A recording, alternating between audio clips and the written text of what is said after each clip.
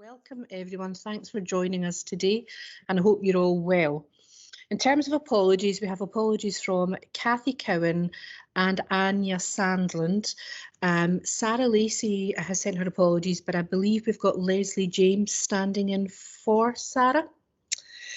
In terms of, we've got a new member today, so Maureen Hill, welcome Maureen, thanks for joining us today. Maureen is the interim CEO of CVS, so I hope that you feel you'll be able to contribute to this meeting and take something away from it.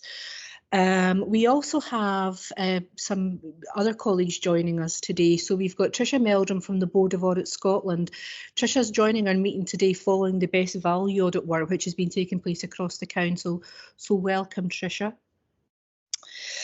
Before we move on, just to say that it's the last meeting for one of our colleagues today, so I'm sad to say that Lorraine Patterson will be leaving us at the end of the month. Lorraine is retiring, and for those of you that don't know, Lorraine started her career in physiotherapy before successfully moving through the management structures of physiotherapy. She then went on to become the head of service at Argyll and Bute before moving to Falkirk 2 years ago. Having spoken to our colleagues, I can tell you that Lorraine is valued and a very popular colleague, and she has made a significant contribution to the development of the HSCP.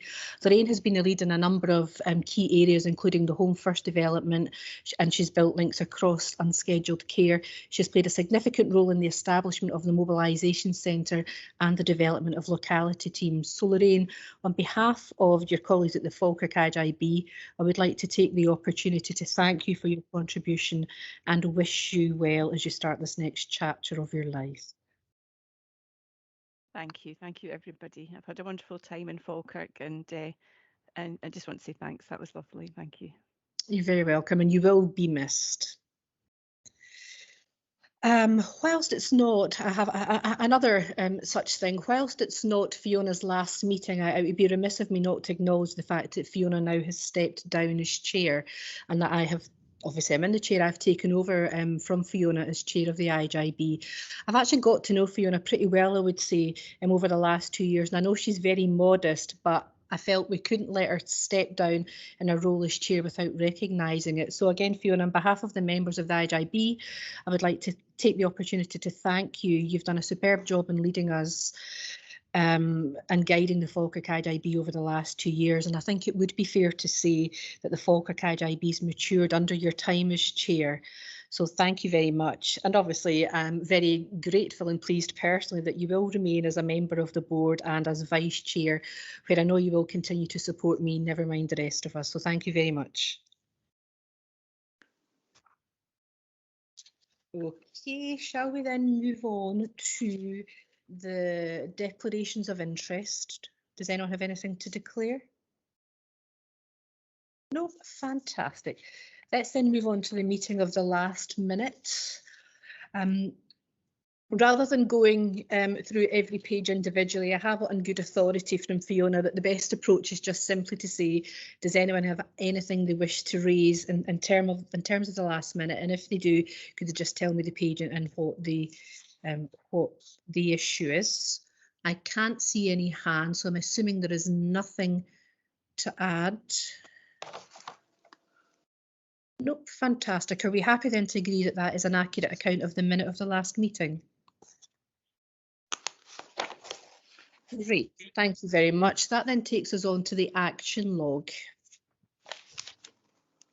That's page 17. I think largely these will all come up in the agenda. So the first one, which was the intermediate care facility to remain on the action log, we have a paper today, an update. The number 2 again, I think that's the same. Number 3, 4, well, those are closed actions, so that's fine. So I think those 3 actions then are going to come up in the meeting today. Okay, that then takes me on to item 5, which is the report by the Chief Officer. So I will hand over gladly to Patricia. Thank you, Chair. Members of the board, you will see before you an update report which gives you updates on various work streams in relation to our recovery and remobilisation. There's an update to the plan later on on the agenda. So in sections 4, there's updates in relation to the remobilisation, including the gradual reopening of our daycare services at section 4.8 and the vaccination programme at 4.13. There are service updates in section 5, including an update on Torwood Hall. Members will remember that you agreed a couple of meetings ago to exploring and consulting with residents and staff about moving residents to other care facilities on the basis of the unsuitability of the building in relation to infection prevention and control. And I'm delighted to say that Lorraine and the team and Nikki Harvey particularly have led a really comprehensive process with the residents, with the staff, with the families of the residents and the carers, and all residents have been successfully relocated to a care home of their choice. A number of residents have moved to 2 of our own council-run care homes, and we were able then to move staff accordingly so that there was a continuity of care for those residents and for the staff. So all of our staff have been successfully redeployed, and the last resident left Torwood Hall on the 30th of April. So what could have been a really difficult process, I think, was made easier by the approach of Nikki and the team, and also the support of our trade union colleagues. So we're now in the position that we'll hand that building back to the council through the formal processes. So there's also updates in relation to the social work adult services restructure. And there's also an update on the integrated workforce plan, which is appended to the report. And that's a document which we were asked to submit an interim plan to Scottish Government last month. And also we are in the process of developing a 3-year integrated workforce plan, which will be due for submission by the end of next March to Scottish Government. So the integrated workforce plan highlights a number of areas in relation to our COVID response, some of the challenges that we anticipate in the next 12 months or so through remobilisation.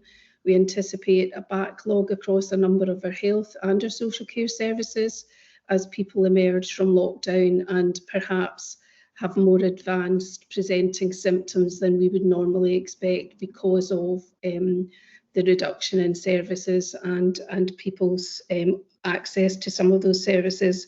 You'll also see highlighted some of the areas that we're having trouble recruiting to, and those include district nursing, social work, social care more generally. And there's a number of actions underway, both nationally and locally, to address some of that in terms of recruitment and retention, but also some of our challenges in terms of the balance, the age balance across some of those workforces where we have got a large number, largely female workforce who are in the 50+ age group, so significant challenges around succession planning. You'll also see an update in the annual performance report and a proposal that we accept the opportunity from the government and agree to the delay in the production of that performance report to late autumn. We also update you on the IGB embarking on a self-evaluation process with the improvement service. This is a new opportunity, and the detail of that is outlined within the report, and members of the board, members of strategic planning group and our senior leadership team will have the opportunity to contribute to that self-assessment process, and that will give us valuable information aligned to the ministerial strategic group recommendations and our own improvement plan on what are any additional improvements that we need to incorporate in our planning. Section 8, there's an update on the community planning partnership and particular focus around participatory budgeting and the community choices programme. So the partnership is fully engaged with that and is contributing £20,000 per locality, which will go into that scheme that is outlined within the report and will contribute to some of the capacity building within the communities.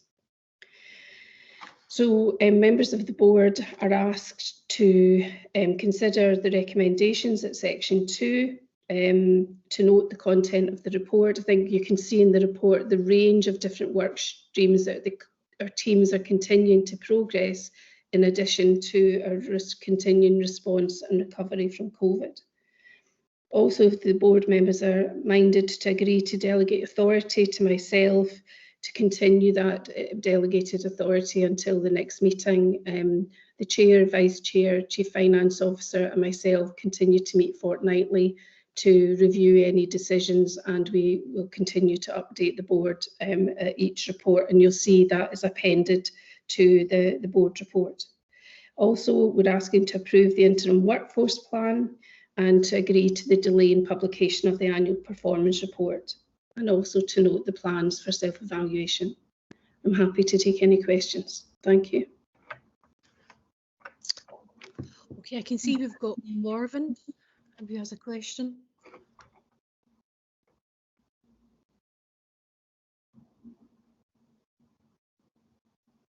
Nope. Is Morven gone? I'm not quite sure where Morven has gone to, so I'm going to move to Fiona Colley first, and we can come back to Morven. And actually a comment rather than a question, and I think just to reiterate what Patricia had said about the work around Tobigal, I think it's been an excellent piece of work, an excellent example of how well the partnership works when changes are planned to work with families, people who use services and staff, of course. So I think that's absolutely brilliant. And just briefly to say, Michelle, thank you for your kind words. You're very welcome. Okay, we then have Gordon. Oh, we've got Morven. Sorry, Gordon, I will come back to you. Thank you, Michelle. Sorry, I'd forgotten to unmute myself. Okay. I wanted to make some comments in relation to item 4.8, which was the opening of daycare centres. I have had representations from parent carers who are expressing deep concerns about how it's being organised and about what service they are receiving at the moment. They've got a number of issues there. And in fact, my substitute, Frank Donnelly, had sent me a paper today, which he wanted put before the board. It's quite lengthy, so I'll just summarise what he has in it for you. Dundas Daycare Centre in particular, they're very concerned about the fact that they're being charged for their services, but they're not actually receiving a full service at the moment. But further to that, there are concerns about transport getting to daycare centres, because it's very difficult for some people, particularly with buses being taken off. And the cost of it can be, in fact, prohibitive. Another question that they've raised concerns about is assessments. I believe that Frank Donnelly has actually been in communication with Graham Haldane, and I think a meeting is going to be arranged with parent carers next week. But I would be pleased if you would note the concerns that are being expressed at the moment, because the parent carers do feel at present that they're not being fully involved in what is happening. Thank you. Thanks, Morven. Patricia, do you want to come back in on that? Michelle, sorry, it's Suzanne here. Patricia's actually just texted me that she's lost connection, so she's trying to reconnect. So I'm not sure if Martin or Lorraine would be best placed to answer that. Sure. Lorraine, Martin, which one of you is going to volunteer? I'm happy to comment on that. It was just really to confirm that we were aware there were some concerns, which is why we've set up the meeting for next week. The last discussion I had with the managers concerned the daycare, I'd asked them not to charge for any services until we're very clear what people are getting. But we have picked up, I guess, on the concerns around transport specifically, and I guess our reduced capacity in terms of opening up the day services, which is why I'd asked for the meeting next week. We are hoping that the majority of people are able to engage with that. So it's really an open forum type meeting that we're running, so that families and carers can ask any questions that they want, and we can get a sense of some of the issues that they're facing. So hopefully after next week we'll have a resolution to most of the concerns. I'll be happy to give you an update at the next board meeting on how that goes. Thanks. Thanks, Martin. Thank you very much, Martin. That would be very helpful to get an update at the next meeting. Okay, I'm then going to move over to Gordon. Thanks, Michelle. Yeah, firstly, I just wanted to thank Patricia and the team for the report. It's always really instructive to see a full report that shows the whole range of things that are going on, and to see just how much work and how much change is happening over such a difficult period. The particular question I wanted to ask was around the IJB self-assessment. I very much support the process that's outlined, but there is also, I understand, a checklist going around that IJBs can use to assess themselves in terms of readiness for the FEELI implementation and the changes that are to come. So I just wondered if there is some way that we can combine the two exercises so that A, we're not duplicating work, and B, we're thinking not just about whether the IJB and its governance is ready to meet the current challenges, but also that we're ready to meet future challenges that we know are coming down the road. Suzanne, I can see you've got your hand up. Would you like to respond to Gordon? Yes, thanks very much, Michelle. Thanks, Gordon. We haven't seen anything coming through about self-evaluation yet, so if there's one available, then we'll certainly incorporate it. When we've been looking at the self-evaluation template that the Improvement Service have developed, what we've done is we've done a couple of things. We've self-assessed where we were against the MSG self-evaluation. So that was done around 2 years ago with the board, and where we felt we were doing well and where we felt there were areas of improvement, and try to structure our questions again around those sort of areas. So if there's something else that we can incorporate, them absolutely keen to do that, because we wanted to see this as building on the first self-evaluation that we've done, and adding that sort of value where we needed to. So we've still got a window of time to do that. We were planning to sort of issue in June, so that it gives time before the recess period for views to be sort of gathered, to do some work over the sort of summer period with the Improvement Service to sort of structure that into a workshop, which we would plan maybe about mid-August, depending on diary dates. So I'll pick up the point about FEELI. Thank you very much. Okay, thanks, Suzanne. Patricia? Thank you. My apologies, I lost connection. It was just to add to what Suzanne has said, that the Chief Officers Network Scotland, we agreed to undertake a self-evaluation in relation to FEELI report, which we completed now a couple of months ago, and that was really to get a sense across Scotland where we were in relation to some of the key elements of FEELI, particularly around human rights-based approaches, and where we were in terms of the design of our services. So that was something we did for our own use, to look across at some of the examples of good practice or where we could develop further. So there has been quite a lot of activity around that self-evaluation arena, as Suzanne and her team will testify to. So, and it's something that we will need to continue to do. But just to give you that assurance that we have been quite proactive around that already. Okay, thank you, Patricia. I'm now going to bring in Alison Black. Thanks. I was just going to back up what Morven was saying. A lot of carers have expressed concerns. Obviously, Patricia recognised that in the article in the Herald yesterday, when she appreciated how much the carers have done over the last year, and the difficult position that a lot of them are finding themselves in. So it's really good to hear that there's going to be a meeting next week with the carers and people that attend daycare, etc. I was just going to ask at page 32, 8.9, we're going to receive an update on the Falkirk plan soon after all the consultation with communities, and I think that when we're going to be refreshing the strategic plan, it's really good that we have that information early on so that we can see what the priorities for our communities are. Okay, thanks, Alison. Does anyone want to come in on that point? No.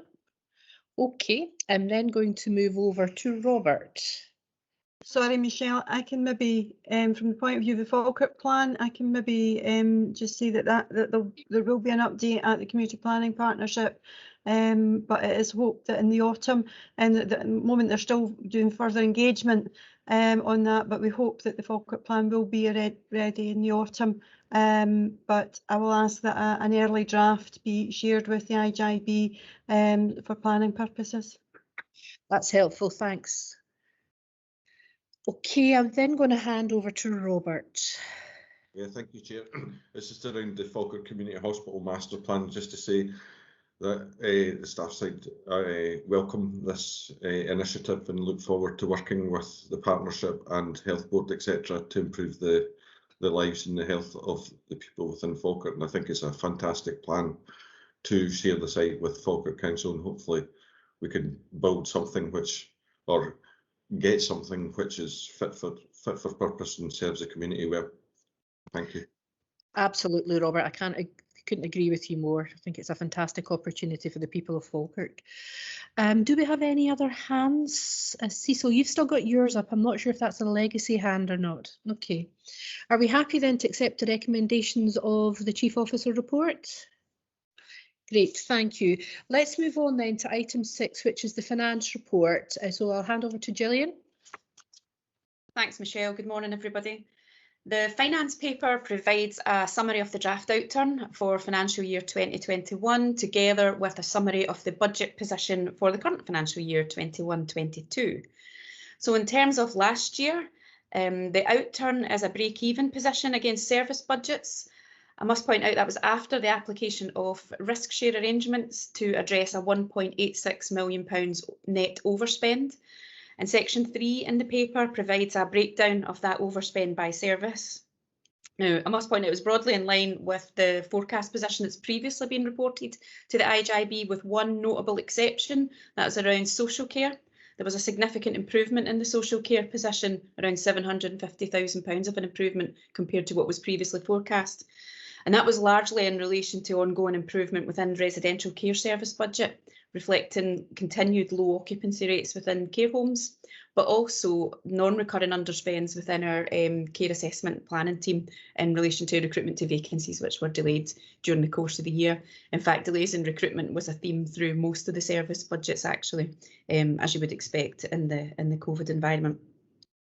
In terms of the specifics around the risk sharing then and what that meant, the risk sharing arrangements were agreed previously. It came to the IGIB and we had early agreement for risk sharing arrangements this year on an annual basis, again similar to previous years, which meant that NHS Forth Valley managed the financial overspend against set aside position, but they also produced an additional payment to the IGIB in relation to the integrated budget of £578,000, and that addressed the overspend there. There was no additional payment required from Falkirk Council. There was an underspend reported there, and that underspend of £207,000 was transferred to the general reserve, and we'll pick up the reserve position in due course. In terms of COVID, so during the course of the financial year, we had requested just over £13 million worth of funding from the Scottish Government through our local mobilisation plan returns, and that was received in full. There was also some additional monies that did come out quite late in the day around COVID as well, and that was transferred to reserves that was over and above what we requested. Again, we'll pick that up when we discuss reserves. In terms of expenditure, so it was around 8.7 million was spent on COVID and a combination of winter planning as well. So the balance of that COVID money has been transferred to reserves to be carried forward into 21-22 to meet the ongoing costs of the pandemic. And that's in line with Scottish Government guidance, where they advised us to create a specific earmarked reserve in relation to COVID. So in terms of that reserve movement, there's been a significant increase in reserves during the course of 2021, at just over 11 million, £11.4 million. That was for three reasons: a number of late allocations, which came in February and March, the COVID funding, the balance that wasn't used that requires to be transferred to reserves, some delays in planned expenditure, and again we've spoke about delays in recruitment and so on, which had impacted in that, and we've carried that forward to reserves. And I would point out that that includes some underspends that were reported in relation to carers that we've already spoke about, and we wanted to protect that money going forward into 21-22 to try and increase support there. Draft accounts have been prepared and will be considered by the Audit Committee on the 18th of June, with the expectation that they'll be submitted to external audit at the end of June.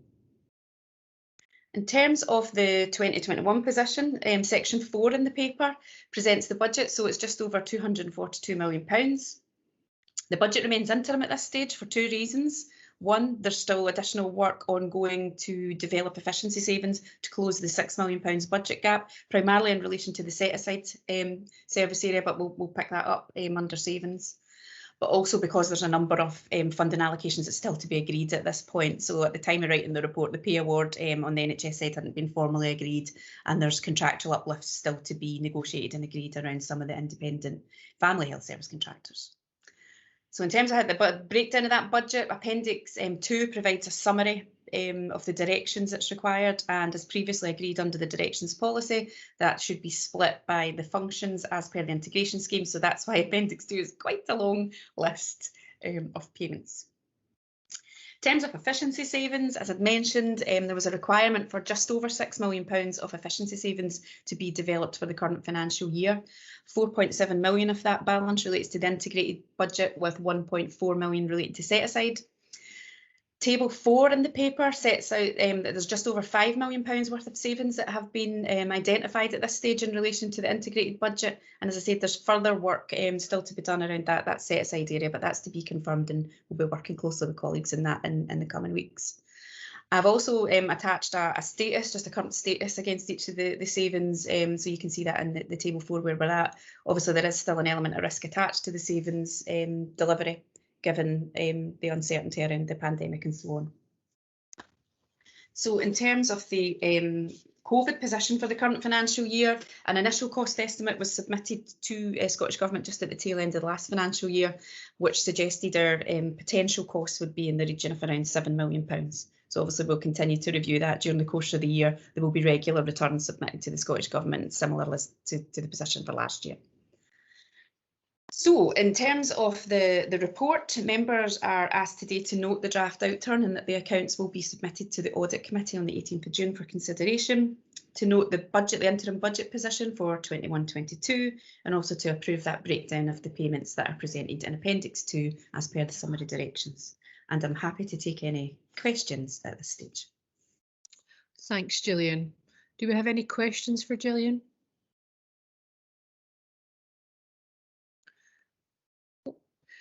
Okay, shall we start with Fiona? Your name came up first.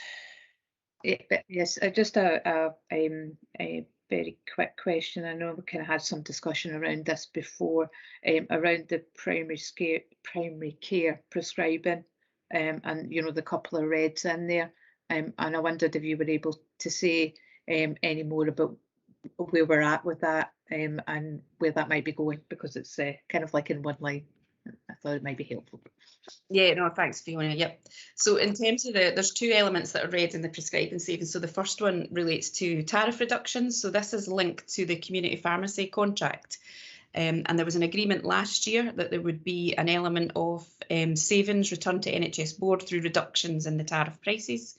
That they weren't fully delivered last year, and the assumption is that that will be made good in the current financial year. I've marked it as red at the moment because it would be subject to ongoing discussion with Community Pharmacy Scotland, and is very much dependent on how their current position is for 21-22 about whether they will be able to recover that. So that's subject to national negotiation, and I don't have an update at this stage around that particular one. The other area that highlighted as red was medicines waste.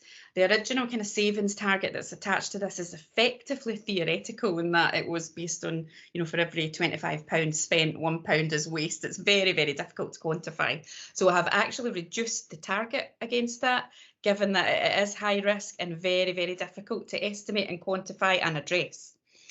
There have been, as part of the Prescribing Improvement Initiative, data shared with GP practices around potential areas of waste, if you like, in terms of compliance and potential overordering the medications. So we need to kind of have a look at that in conjunction with practices just to see how that's going to pan out for this year. So they're the two areas, as you rightly pointed out, Fiona, that remain high risk at this stage.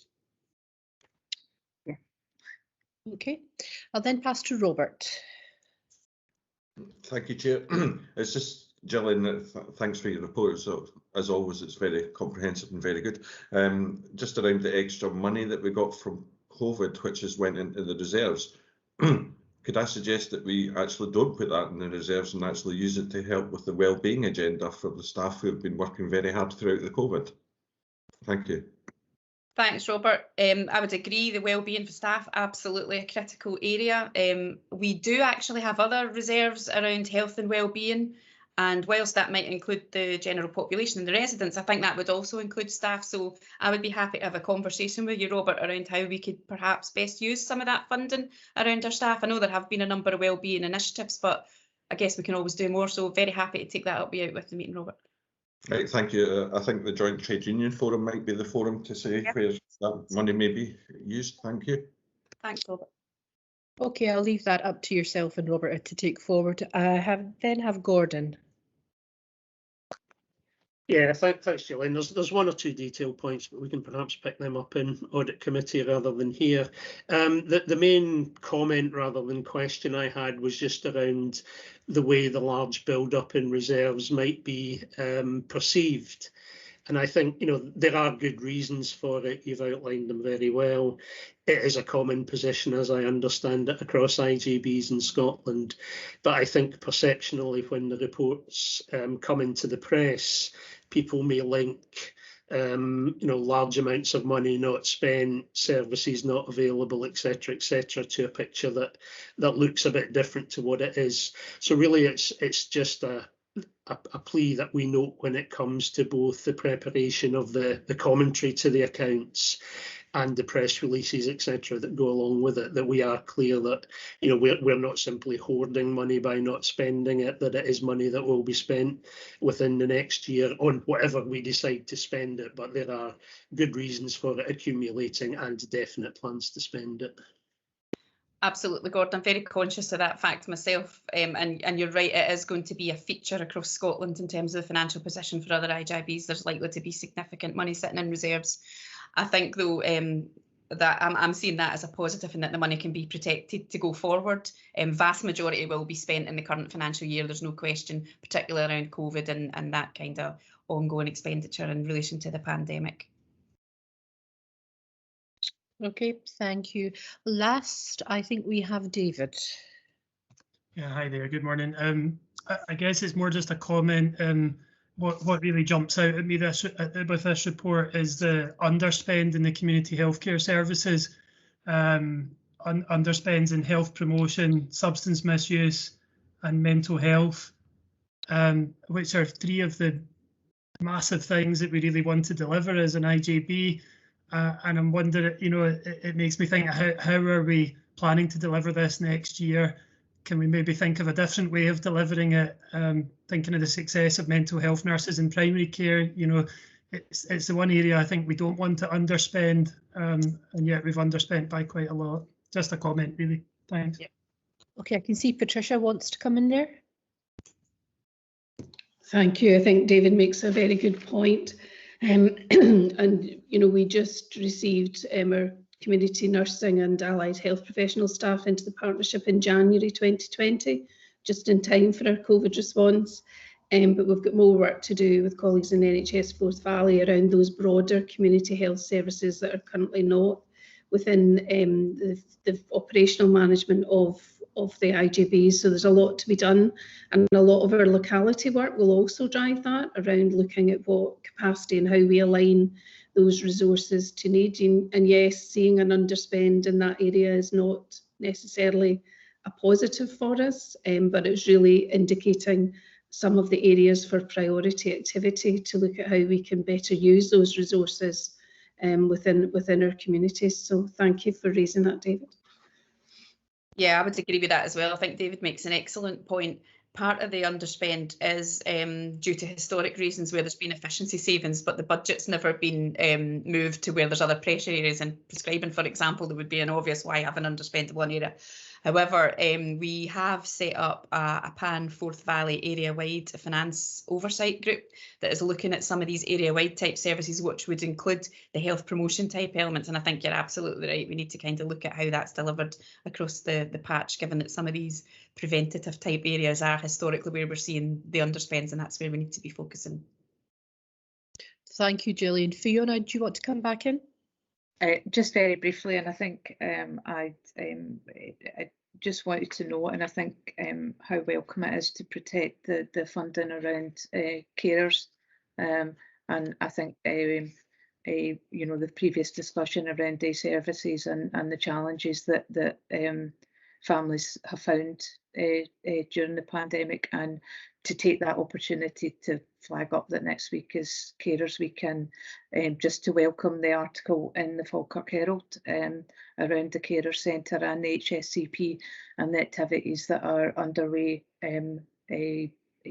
next week. And you know, that's the really good example of how the partnership in its entirety, including the voluntary sector, are working together. Thank you, Fiona. Anyone else? Okay.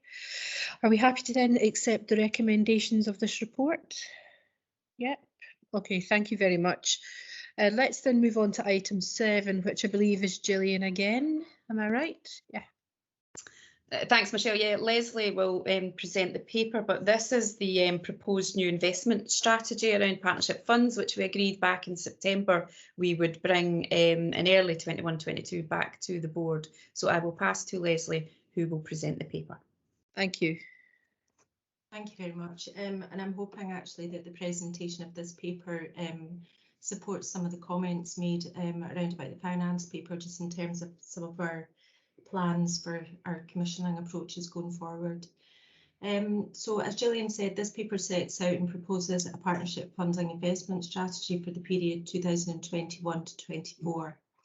Partnership funding is the term that we use to describe the range of ring-fenced funds available to the partnership to support specific areas of work. So, for example, carers, mental health, just as has been mentioned. The strategy is being developed in consultation with the Strategic Planning Group and takes into consideration the learning from the previous 3-year funding programme. One of the key successes of the previous programme has been the significant shift from resourcing care and support in formal settings to more preventative community-based projects. This is in line with national and IGB requirements to shift the balance of care. So some of the key aspects within the strategy. We've now included all ring-fenced funds available to the partnership.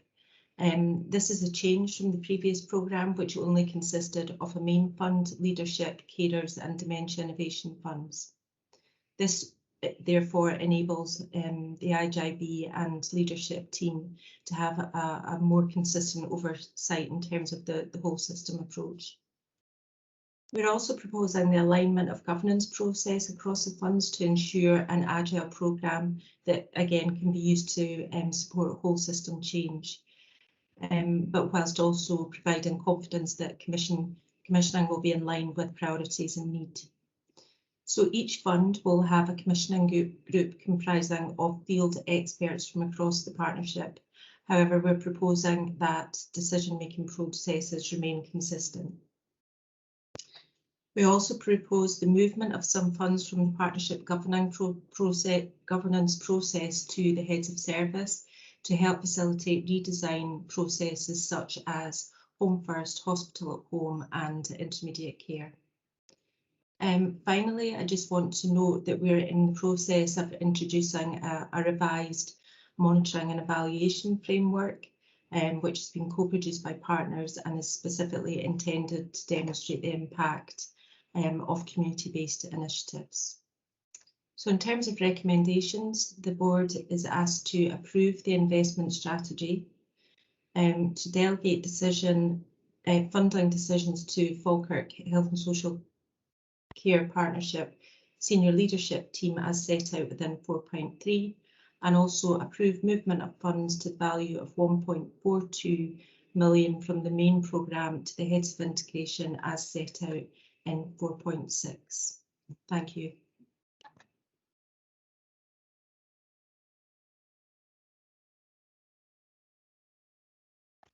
Yep, thank you, Leslie. I was on mute.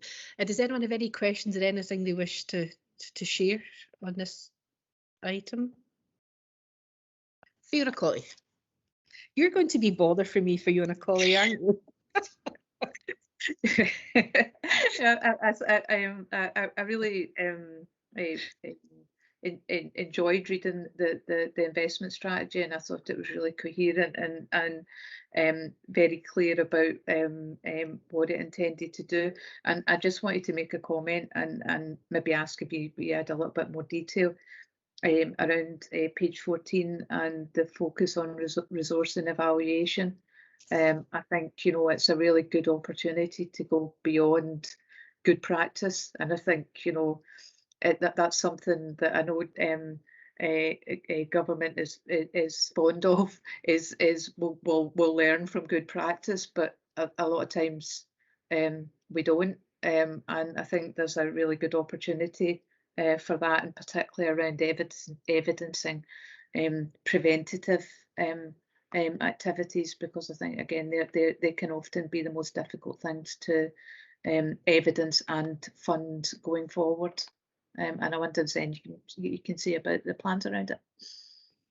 Yes, so we've actually been working with partners across the that are currently commissioned through partnership funds, but also some other partners as well, to develop a new monitoring and evaluation framework. And it's on the back of what you're saying in terms of challenges in telling the story of services that are delivering preventative type services.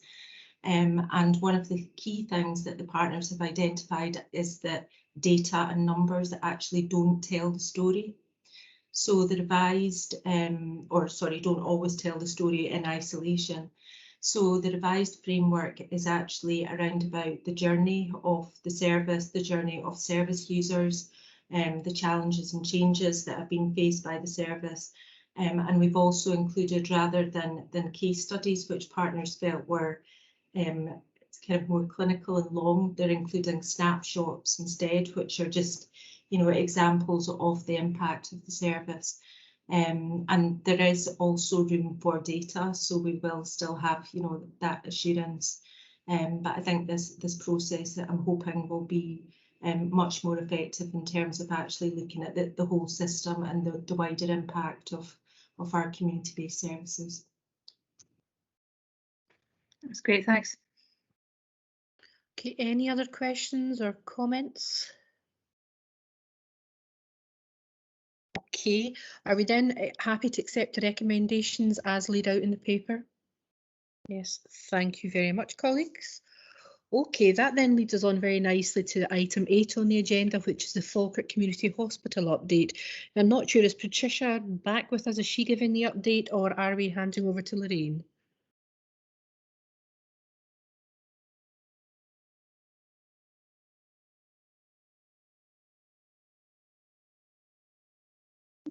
Patricia or Lorraine, anyone? I think it looks like Patricia's dropped her connection again, but she's not texted me through, so I'm presuming she's trying to reconnect. So perhaps Lorraine. Okay. Yep. If you just give me a minute and I'll pull up the paper. Thanks, Lorraine.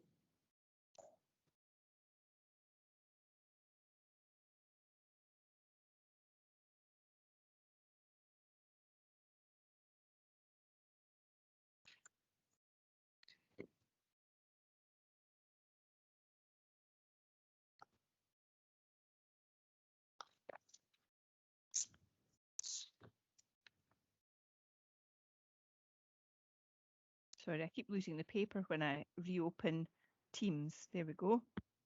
Okay. So good morning, everybody. Just so I can draw your attention to the paper with regard to Falkirk Community Hospital, and this is an update following the paper that we had before with regard to the upgrading works to Block 9 in Falkirk Community Hospital, which, as you know, is units 1 to 4 that sits in the Falkirk Community Hospital site. And this is on the back of the fire safety risk assessment that NHS Forth Valley Board decided that upgrading work was required, and that we needed to take the beds out of commission temporarily and redeploy the staff to alternative employment to enable that work to happen. So that's part of this this summary, is an update on that upgrading works. We also had to consider the relocation of musculoskeletal physiotherapy services that were to be relocated from the Forth Valley Royal site due to the creation of the Urgent Flow Centre, and us looking for an alternative site for the provision of musculoskeletal outpatient physiotherapy. And added to that was the project that we've been working on for some time was the development of a new intermediate care facility for the people of Falkirk. And the fact that we're looking to pull all that together and undertake a master planning exercise for the Falkirk Community Hospital site to be able to maximise the use of that very valuable asset. So the paper outlines where we are with the upgrading work. So the initial tendering work that was undertaken there has come back in excess of the initial anticipated funding.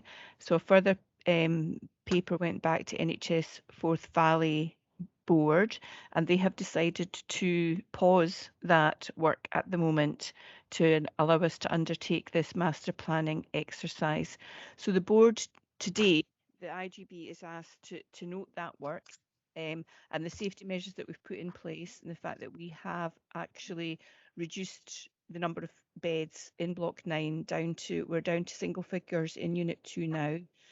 We've successfully redeployed the majority of the staff to alternative positions across Forth Valley.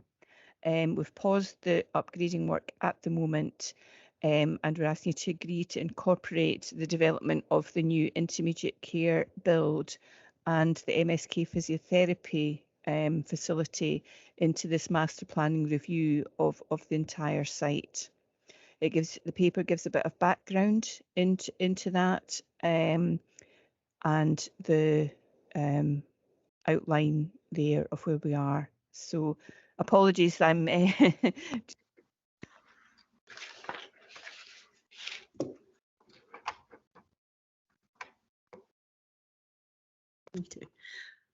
Lorraine, you're on mute.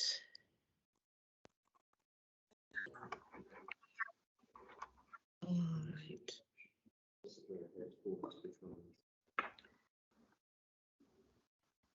Lorraine, we're having a conversation here. It might be your headphones have become detached or something. So you're not on mute.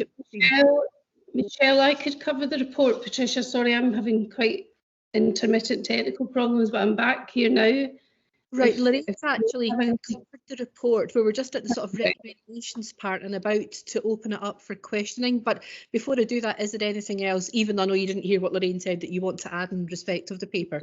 I think it's just to really note that this is a really exciting opportunity for us across Forth Valley with the Health Board to really look at the council investment for intermediate care as part of that master planning exercise for the site as a key site in the town centre for Falkirk, but also for Forth Valley wide health and care services. So I'm sure Lorraine has covered the report very well. Thanks. Yeah, absolutely. You're absolutely right. It's a very exciting opportunity for us all, for sure. Okay, I'm going to now open it up. And do we have any questions or any comments?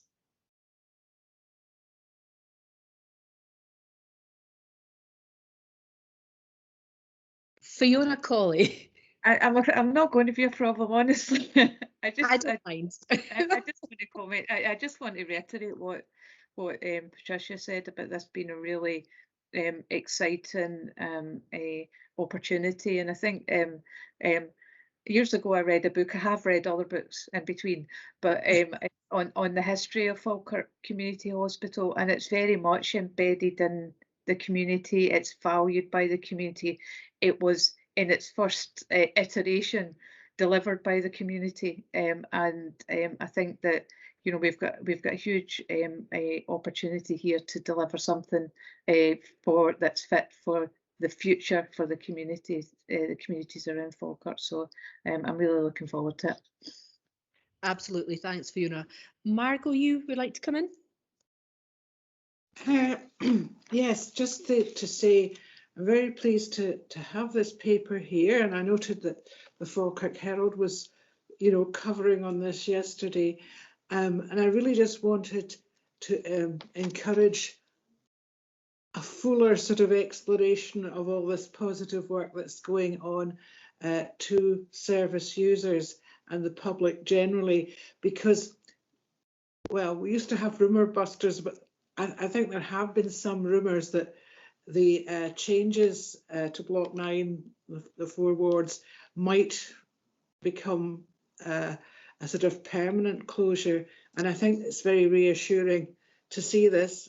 Perhaps the board decision to delay has led to this speculation, but it was really just to reassure the public and particularly service users that these are, temporary measures, and to give them some sense of the excitement of the developments which are taking place. Thank you, Margot. Anyone else want to come in? No? Okay, then are we happy to accept all of the recommendations of this report? Yes, thank you very much. No one is saying no. Okay, that then takes us on to item number 9, which is the HSCP remobilisation plan update, and I believe that one is Lorraine Patterson. Is my microphone working now? Can It you hear is. me? Yeah. Perfect. Yes, so just to ask the board to note the progress that we're making with the remobilisation plan. The paper briefly outlines where we are, and there is a copy of the updated plan attached as an appendix. We're very much moving towards business as usual. As we've said before, the vaccination plan is rolling out, staff testing is well rolled out, our care home assurance is well embedded now, and we're making significant inroads into the Scottish Government request to review all residents in care homes just now. What we are still dealing with, while we are out of pandemic response and we're into recovery mode, we are still dealing with obviously the impact of COVID, and we are certainly dealing with an increased attendances at ED and Forth Valley Royal and increased admissions and quite significant pressure on the system, not as a result of COVID, but just probably as a result of unwell people in our community. So that has given us a bit of an increase in our delayed discharge, but the teams are working hard to maintain that. We have the capacity meeting at Forth Valley Royal has been reinstated, and we attend that and we support flow as best we can. We're working in that environment without the Falkirk Community Hospital beds, and I think we have to give credit to the teams that to maintain the flow with those beds out with the system, and the alternative step down facilities that we've put in place to support that are working well. So we've got step down beds within our own care homes in Grahamston House. We had Caledonian Court, which was established as a step down facility. Unfortunately, we did have some care assurance issues there, which have now resolved, and Caledonian Court is back being used as that function. Thornton Gardens had some step down, and we've also just commissioned some beds in New Cairn Court for step down and rehabilitation and ongoing assessment. So all those facilities in those community beds are working well and supporting the flow. We have had very recently some small spikes of COVID, thankfully not people who are not terribly symptomatic, but we are having to deal with the impact of that with staffing who are having to isolate if they've been a contact of a positive person. So that is impacting a bit on staffing, and we are just dealing with those little spikes as they happen. And of course, if we do get an asymptomatic positive resident in the care home, we do then have to close that care home for a period of time. So that all impacts on the flow. So we're sort of doing a wee roller coaster through this, but the teams are managing the situation very well. And while the teams are, tired, this has been quite a relentless journey for them, as it has been for everybody through this past year of COVID. They are all working well to ensure that our communities are kept safe and getting the services that they require while we maintain the flow in the acute system. And happy to take any questions on our remobilisation plan. Okay, thank you, Lorraine. Any questions or comments for Lorraine? Stephen McAllister. Thanks, Michelle, and thank you for that update. I think at the moment we're probably quite a dangerous point in terms of where we are with the vaccinations and this pent-up demand, added to the fact we've asked our staff to go above and beyond for such a significant period of time. So my 2 points here are, and I know it's difficult, but if we get any idea of being able to gauge of what that pent up demand is going to look like and how it's going to impact on the system. And secondly, you know, just round about that well-being of our staff who have been in this continued flux over the last year. Thanks, Stephen. Patricia, you wanted to come in and answer this, or am I handing back to Lorraine? We have lost Patricia. No. Hi, if I could just give an update on the work that's going on in the NHS Forth Valley for pent-up demand, and then let Lorraine come in on our plans in terms of community-based services.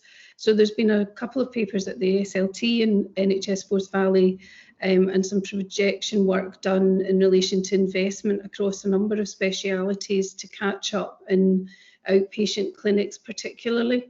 So there's a number of plans to accelerate some of those elements of outpatient and other elective care programmes in relation to obviously the acute hospital site, and looking at those figures, it is very significant, but there is a plan in place now and work going on in that regard.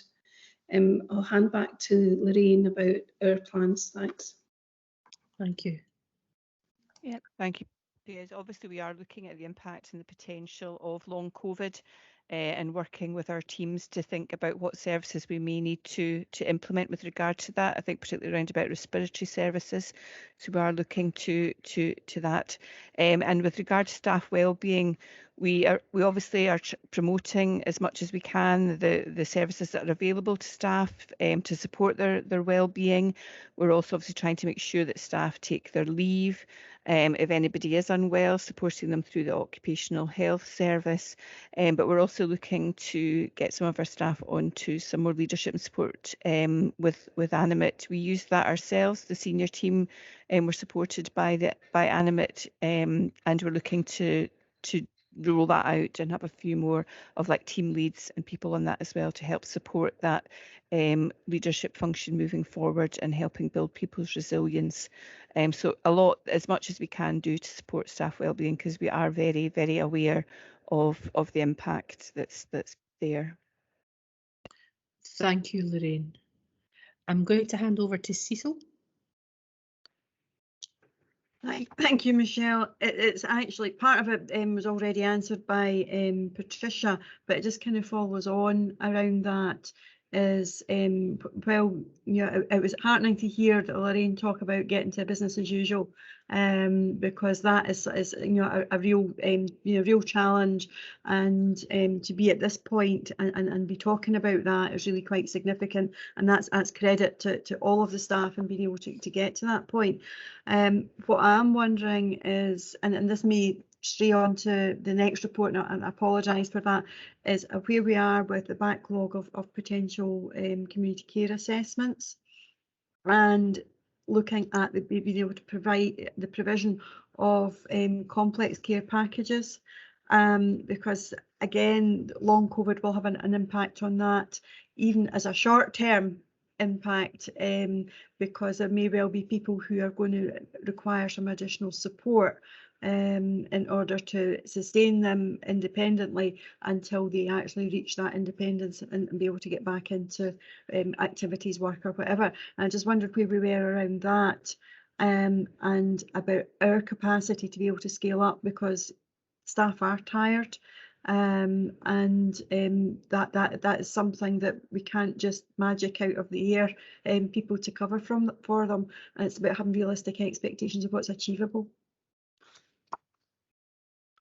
Yeah, that is a very real concern for us, is that that potential unknown demand. I mean, the demand is there at the moment, even just to to discharge people from hospital, to look after the communities that we have, and we might need to look to the future and thinking about maybe having some specialist teams that are dealing with people in the community who have long COVID. We were starting to have those discussions with the managers just the other week about, are we needing to think about how how we're deploying people slightly differently. You know, we obviously have now developed the chart team. We have implemented a lot of changes to deal with the impact of COVID, and I think there'll be more to come with the impact of long COVID, and we may need to think about doing things differently. Martin may want to come in with regard to the recruitment to our social workers. We know that is a real problem for us, and we know that if we're not able to improve our recruitment, we are going to again have to rethink of how we're doing things and how we're delivering our services.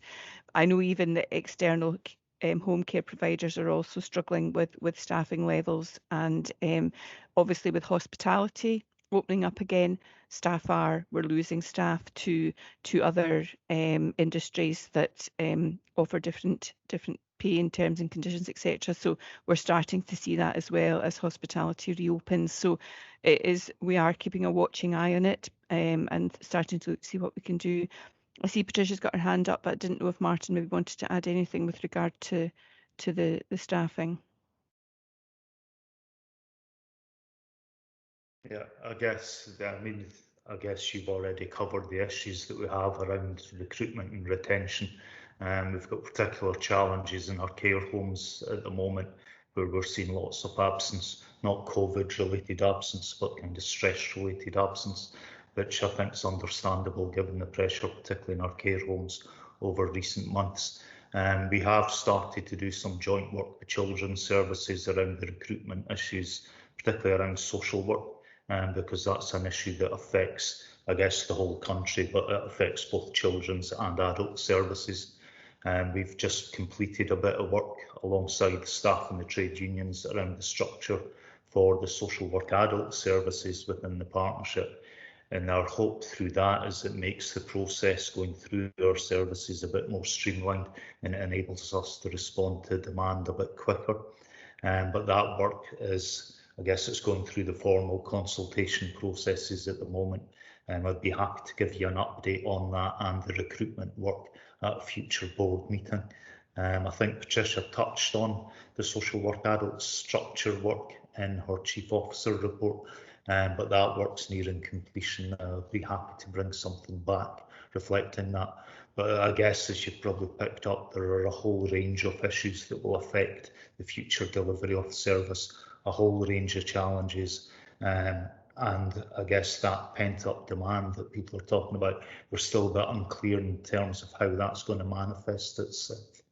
We have seen an increase in adult support and protection referrals coming through recently. As you're aware, we are seeing a lot of carer stress within the system that we're going to have to respond to, and at the moment we're trying to, I guess, offset that with some of the work we're doing with the workforce. I must admit, we have seen an increase in our use of agency staff, particularly within our care home sector, just to cover gaps, because we are at that point where we are, I guess, really struggling in terms of recruitment. And as Lorraine has highlighted, the fact that we're seeing other industries open up that have actually helped plug the gap throughout the crisis, that's an additional challenge we're facing. But we are monitoring the situation on a daily basis. Thanks. Okay, thank you, Martin. Patricia, do you have anything you want to add to that? Yeah, it was just in relation to complexity of need at the sort of higher end. The work that Dr. Claire Copeland's leading in the development of the hospital at home service, that is building up in terms of their capacity for the patients that they can look after, and that supports more people to stay at home or supports people to be discharged with a complexity of need that hospital at home model can meet. Also in relation to that, Marlon Gardner has led a review of the community-based complex care nursing, which also will help us in a step in that direction of looking at how do we meet that increased complexity within our community care services. So just wanted to highlight those two elements in addition to Martin and Lorraine's points. Thank you. Thanks, Patricia. We have got Michelle, just before you move on, I think that's quite a risk area for the board. So I think it would be helpful to get a report, and I think it's helpful to keep an oversight of it, because if things change and we do have a severe winter, around illness, then I think there needs to be some support given around some of the difficult decisions that might have to come there. So I think it would be helpful to do that. Thank you. Okay, thanks. Robert? Yeah, thank you, Chair. Just to agree with Councillor Meikle-John around the business as usual and staff. However, put a wee fly in the ointment. Because of increased infection control procedures, etc., we won't be able to see as many people per day or per session, etc. So I think what we have to look at is what is business as usual going forward, because the numbers that we used to do probably won't be able to be achieved, and we need to manage the public's expectation of what business as usual will look like going forward, because if we say that we're business as usual, everybody will be expecting to have their operation, their appointment, their social work appointment, etc., tomorrow. So I think we need to have a good communications plan for the public to let them know exactly what services are running and how they're running and what their expectation of waiting times, etc., can be. Thank you. Thanks, Robert. I would agree, that makes perfect sense. Angela's looking to come in on this point, I believe. Yeah, I mean, just to support the conversation, and I do think that we can do planning and projection, and just to support the updates that Patricia and other colleagues have given. I guess what worries me in terms of health inequalities, so the kind of if we've got gaps and it will take us longer to get to see people, that prioritisation is really important. What worries me are the people who are not coming forward. And they're the people that we want to get to in terms of health inequalities, in terms of those people in our communities. So we really need to, and I know our GP colleagues work really closely, but so, and it's often the people who can step up, can come forward, that we do see, and we really need to reach to those that we cannot see for a whole range of reasons. And that worries me, Michelle, just in terms of that inequalities gap and everything we're trying to do. So it's just in terms of our planning, I think we need to be thinking about all of the models that we're reaching to get the people who we need to get to, as well as making sure, just as Robert and everybody says, that we can describe a new normal, we can keep people safe when they do need to come into any of our facilities or environments.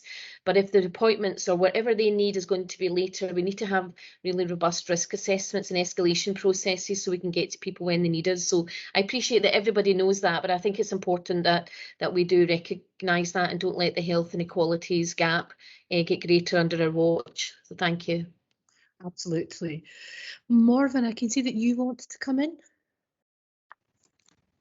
Hello. Yes, I just wanted to reinforce what Robert had said. I think what he's saying is very much the case, that there's a risk of giving people the wrong expectations when we're saying business as usual. And I think communication in relation to this is absolutely vital. I think that was a very good point to make. Thank you.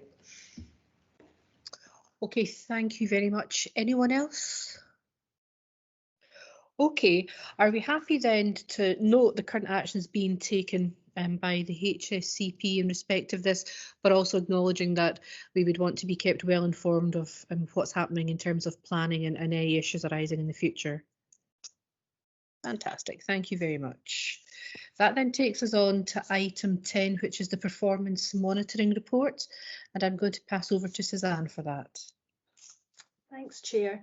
The performance monitoring report presents our local performance indicators and data for the reporting period from March last year to this year. It also includes a summary of our key performance issues, drawing on a balanced scorecard approach, and it's got a focus, as we usually do, on exception reporting for you. So the report itself is attached to Appendix 1. In terms of just drawing your attention to some key parts, Section 1 of the performance monitoring report provides a summary of key performance issues. In terms of our ED performance against the 4-hour access standard, this decreased slightly from 92% last year to 85.8% this year. The report summarises that the new urgent care centre work based in Forth Valley Royal Hospital, and that's bringing together a number of existing services, including minor injuries, GP out of hours and assessment services. And this co-location of services is enabling the provision of a comprehensive range of advice, support and treatment services. As Martin referred to earlier in the past report, our adult support and protection referrals have seen a 40% increase compared to last year, with notable increases relating to self-harm and neglect. And just to provide assurance, the Adult Protection Committee oversee a range of adult support and protection activity relating to this work, and updates on this are also presented to each IJB Clinical Care Governance Committee meeting as well. Our delayed discharge performance is noted in the report, and this includes standard delays, bed days occupied, where there has been a significant improvement, and our Code 9 and guardianships position. And the board will be assured to know that the overall position continues to be under continual review. Our complaints position is noted again in the report, and these are monitored comprehensively through a regular report to our Clinical Care Governance Committee. And the report also provides information on the number of people who have had a community care assessment or a review completed and our OT pending assessments. And I guess that's picked up in terms of the earlier discussion around the issues there. There has been a marginal fall of 4% around community care assessment and review activity. However, within that, there's a sort of range of changes and they're set out in the report for you. We've also included a briefing, and that's attached at Appendix 2. That relates to the annual publication of the Local Government Benchmarking Framework, which is for 1920. And this framework has been strengthened to include key indicators from the core suite of health and social care integration measures. So the briefing, you'll see, compares our performance on 8 indicators, and we do that compared to our Scotland position and our Local Government Benchmarking Framework family groupings. So in conclusion, the board is asked to note the content of the report and note that appropriate management actions continue. I'm happy to take any questions with colleagues. Thank you. Thank you, Suzanne. Any questions or comments for Suzanne? Gordon. Yeah, thanks, Suzanne. It's a very comprehensive report. There's an awful lot of detail in there to go through. I like the format of it generally. It's quite clear what's happening. The one thing I would note is that a lot of the indicators have direction of travel noted, which is really useful, and some of them don't. And I know in some cases it's more difficult to work out kind of whether a change is a good thing or a bad thing or something we need to worry about. But there's somewhere I think not having at least some explanation of that leaves the reader a bit thinking, well, this has gone up or this has gone down, and so what is that actually telling us, in both in performance terms and in terms of directing future action towards what we actually want to happen. I think one area, for example, the figures around SDS, I think it's 37 to 40. There's kind of a number of changes there, and I know but COVID and this year was unusual and all the rest of it. But I'm kind of having trouble reading that and thinking, what's actually happened? What has changed? Are they good changes or bad changes? What actually are we trying to do here? So again, I think it would probably merit just a few lines that tells us what the direction of travel or what the priorities or targets are. But apart from that, I think it's a very good report that gives us a good overall picture of what's happening. Thank you, Gordon. Just to provide assurance back, we're reviewing the performance reporting framework, which was developed some years ago. We've just not necessarily had the capacity to do that until now, and we've just recently recruited to a new performance and quality assurance manager, so that's going to help us to do that. And some of the discussions we've been having as the group has also been looking at that very point you're raising around trajectories, targets, etc. And we need to do that in partnership and in discussion with our managers as well. Some of them are also just data point issues, you know, so SDS, for example, is about what people's choices are, but I guess you're absolutely right, we could be a bit clearer around those points. So just to assure you, we are looking at that work, and we would be bringing a paper forward to the board in due course around that, and hopefully continue to drive improvements in the way that we're reporting performance to you. It's good to know. Thanks, Suzanne. Yeah, thanks, Suzanne. I think that will be good. And I know you and I have had a chat about this in the past, so it'll be really good now that we have the capacity to start reviewing that. So that's great. I can see Alison's looking to come in as well. Yeah, just to say it's really good to see that our care homes have such a consistently good standard, you know, and good grades. And I think that the good work that's been done over the last year with a partnership in terms of supporting homes with infection control, etc., will actually keep that up or maybe even raise them even more. I was just going to ask at page 109, we seem to be really particularly high on readmissions to hospital, and I wondered if there'd been any work done as to why that would be.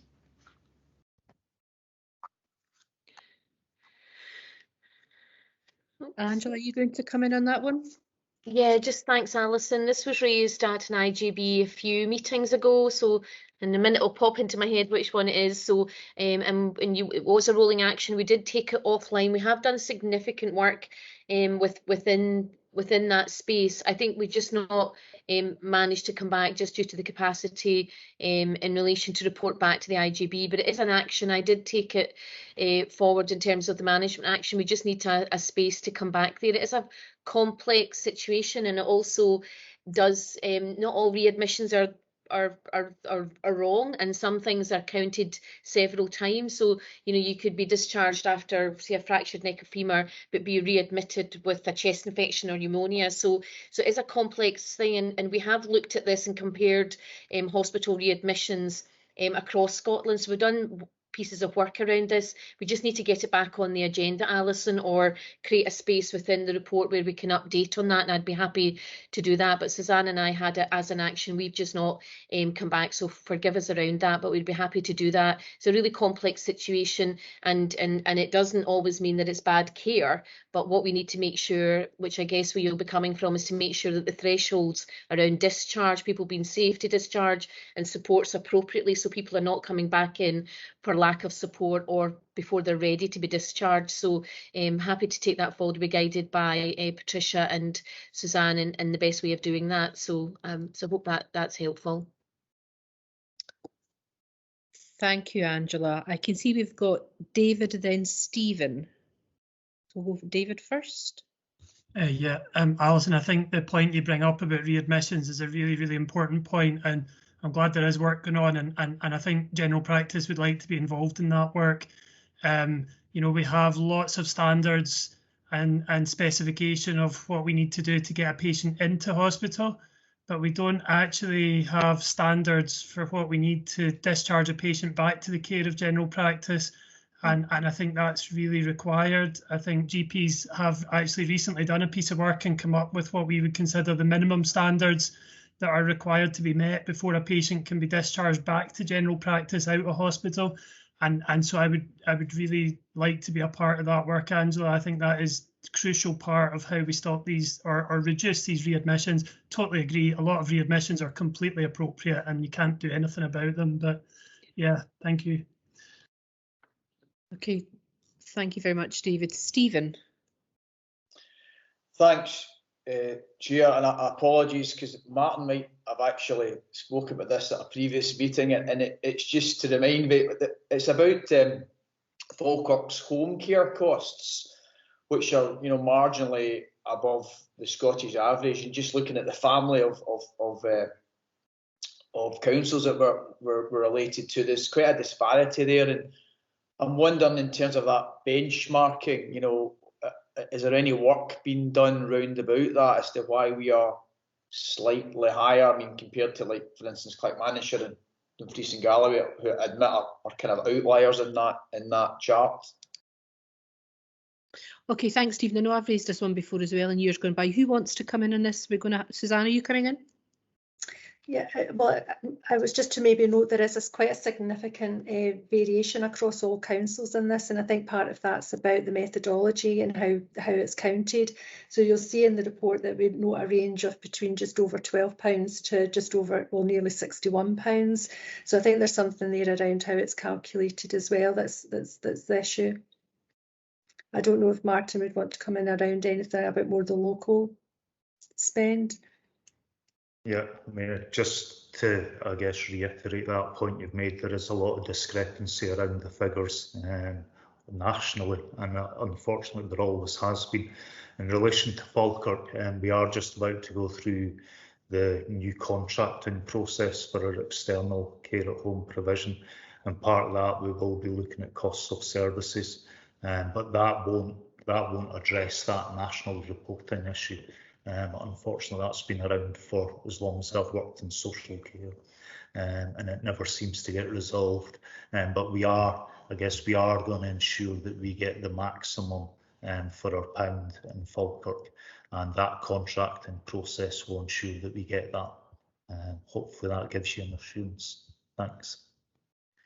Thank you, Martin. I would, just in general around things like the LGBF framework, I think often we are comparing apples and pears, and it's not, it's not wholly comparable. And I think we do always need to keep that in mind whilst it's important we still ask those questions. So absolutely.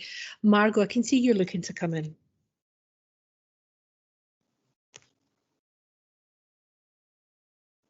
Just to say that some of what appear to be negatives are in some ways positives, and I think it underlines what Angela said about the complexity of the situation. And I think the demographics of Falkirk, we do have a very high number of over 75s, and I think it's highly commendable that we do keep people's safety in mind and don't prematurely discharge them, although this has all sorts of implications. So it's really just to say, I think, although you need to reduce certain numbers, patient safety should be kind of at the heart of everything that you do. Absolutely. Thank you, Margot. Do we have any other questions or comments? No. Okay. Are we happy to, in terms of the recommendations, note the content of the report and acknowledge that appropriate management actions will be taken to address any issues? Fantastic. Okay, I'm going to suggest that we take the next paper, because I don't think it will be a long one, which is item 11, and then we'll stop for a 10-minute comfort break, okay? So Suzanne, I believe this one is yours as well. Yes, thank you very much, Chair. I think this sort of builds up to some of the conversations we've had earlier on today, just around sort of pent-up demand and understanding that our staff wellbeing and sort of financial position. But this report is presented to the board today to advise us of the requirement to review our strategic plan and a proposal to do this. So just to remind ourselves, the current strategic plan is due to end in March 2022. So this report sets out the legislative requirements to review the plan, and we've also received Scottish Government advice, which is also included in the report. So without preempting any outcome of any local review that we would do, what we could do is review the plan and determine at that stage we don't need to produce a whole new plan as the current priorities remain intact and relevant. So the report sets out a range of associated work that's required to be done alongside and to inform the development of a new strategic plan. And the main work is around our strategic needs assessment and our participation and engagement work. And we're of the view, in terms of the strategic needs assessment work, that a more detailed approach is going to be needed to this, particularly to better understand the impact of COVID on people and services. And we've started work to plan this out to produce a sort of more comprehensive and detailed strategic needs assessment, which was what we had done for our first iteration of our plan. Consultation and engagement is really key and essential part of the process, and we are presenting our participation and engagement strategy as a separate item today for you, and that will support us within this work. And we're also going to need to build in time to effectively engage with people, carers, staff, all our stakeholders, and we need to take into account COVID restrictions and other ongoing consultations, including the community planning partnership engagement work. There's also associated work that we need to do around our medium-term financial plan, our house and contribution statement element, and importantly our integrated workforce plan, and we've talked a lot about that this morning as well. And at the same time we're also producing our annual performance report, and the annual performance report will be really helpful because it will set out our progress against our strategic plan and priorities, just in addition to the reports we've also brought forward around our remobilisation activity, etc. So taking into account all these work requirements alongside recovery work, The paper's proposing that we hold a workshop with yourselves and the strategic planning group, who have a key role around the review and advice to the board around the strategic plan. And we're suggesting we hold that in July at the board development session. And this will give us an opportunity to review the plan, its continued relevance, and to check if it remains fit for purpose. And a report would then be presented to the IGIB with the options and proposed process and timescales reflecting the workshop output. So in conclusion, the board's asked to note the requirement to review the plan and to agree the proposals for how we will complete this review. And happy to take any questions. Thank you, Suzanne. Any questions or comments? No, okay. So we're happy then just to Stephen. No, not really a question, just a comment. I think it's really clear and laid out, and I would absolutely support it. I think having to look at the strategic needs assessment is really critical. It's a big ask, but bearing in mind the last one was 2018, and it's been such a shock to the system the last year, you know, that's essential, but very clear, and happy to support it. Thanks, Stephen. Okay, if there are no other questions or comments, then I'll just ask you to accept the recommendations. Yes, thank you very much. I think probably you're all desperate for a break now. So what we'll do is we'll pause here for a short comfort break, and I will see you all back at 11:10, or just slightly before. Thank you very much.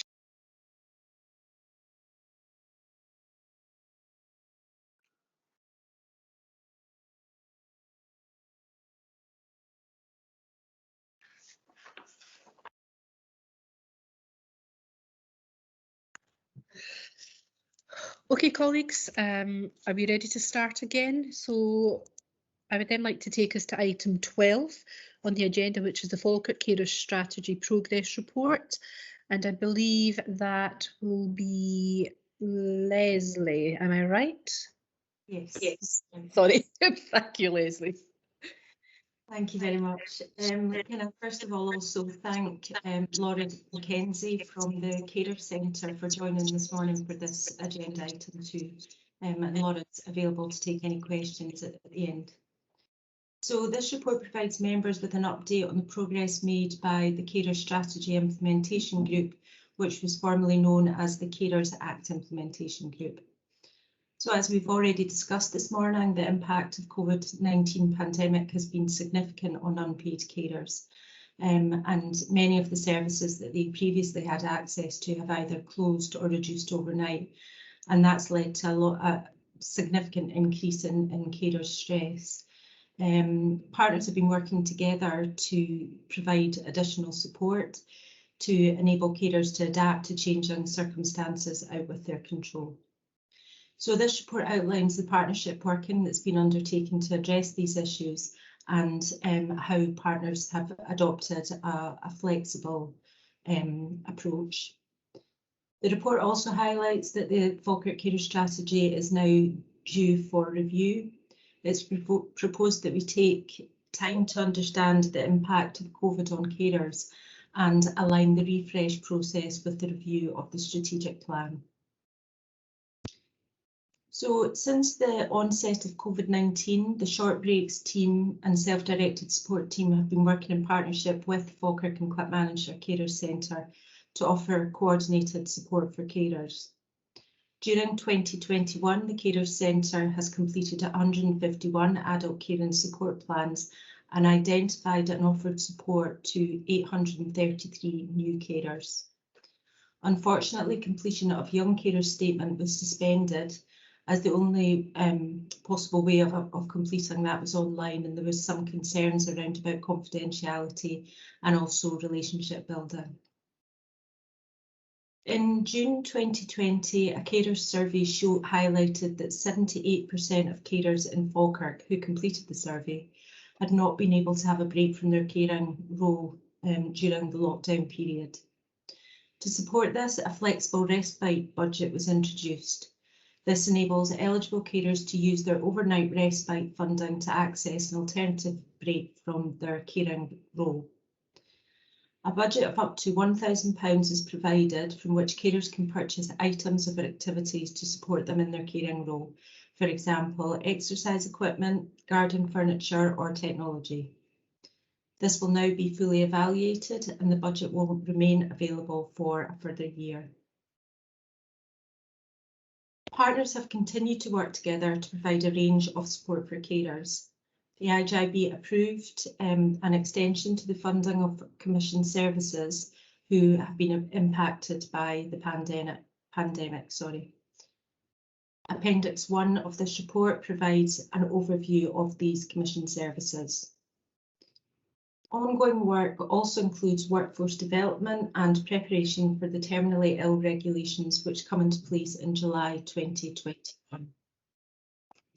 The Integration Board is asked to note the progress made to date, including flexibility applied to support carers during the pandemic response period, and note the ongoing work, including evaluation of flexible respite approaches to support the learning from the activity of the last year. We'd be happy to take any questions. Thank you.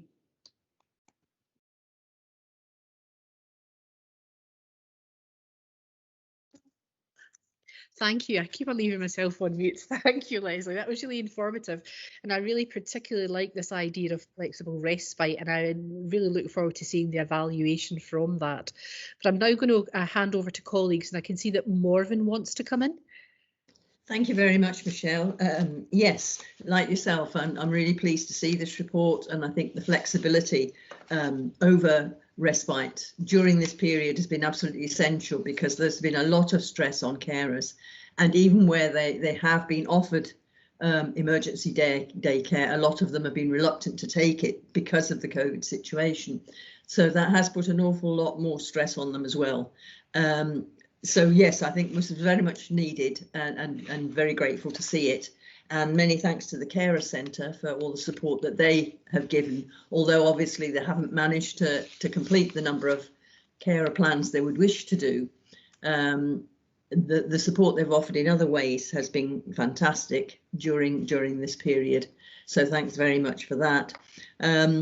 I wondered if somebody could give me an update on the situation with young carers statements, because I note that they had ceased for very good reasons, but it's worrying that they're not continuing. It would be good to know what the plan is there.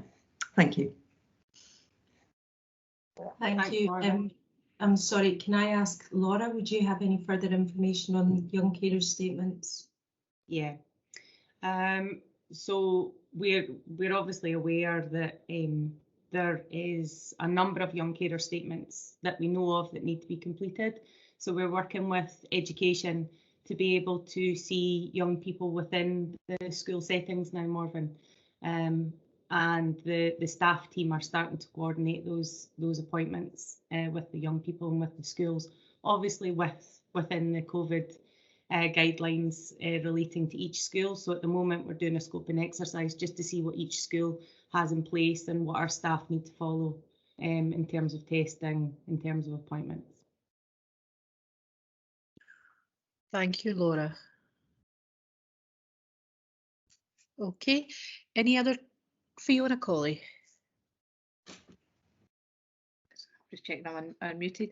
I wondered, and it's not particularly mentioned in the report, but I know the Carer Centre has a very strong working relation to hospital discharge, and obviously bearing in mind the conversation earlier on, whether there was any sort of evaluation or discussion about what hospital discharge kind of looked like in a position during COVID for carers where the obviously not being able to visit, you know, in some cases perhaps able to attend, depending on whether the person, for example, had dementia, but whether there was anything around that in the Carer Centre's experience or in other members' experience.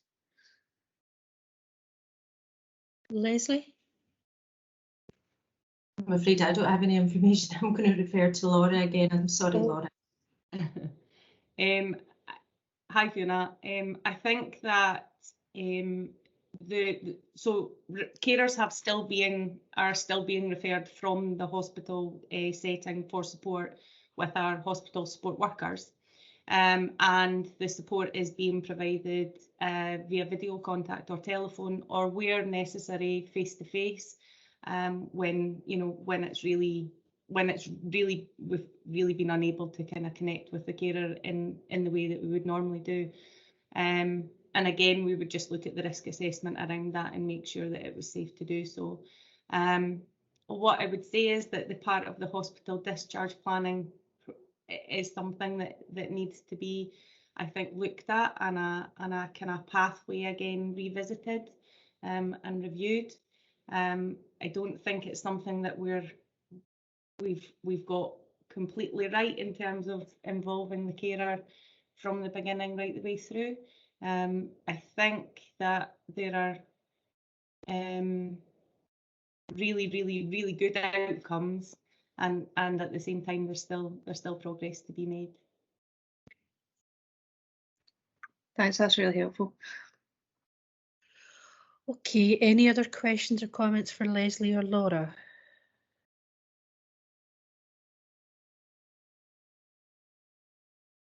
Patricia. Yep, it was just to say that we'll pick that up with our Home First and our discharge planning, Laura. We'll pick that up. Okay, thanks.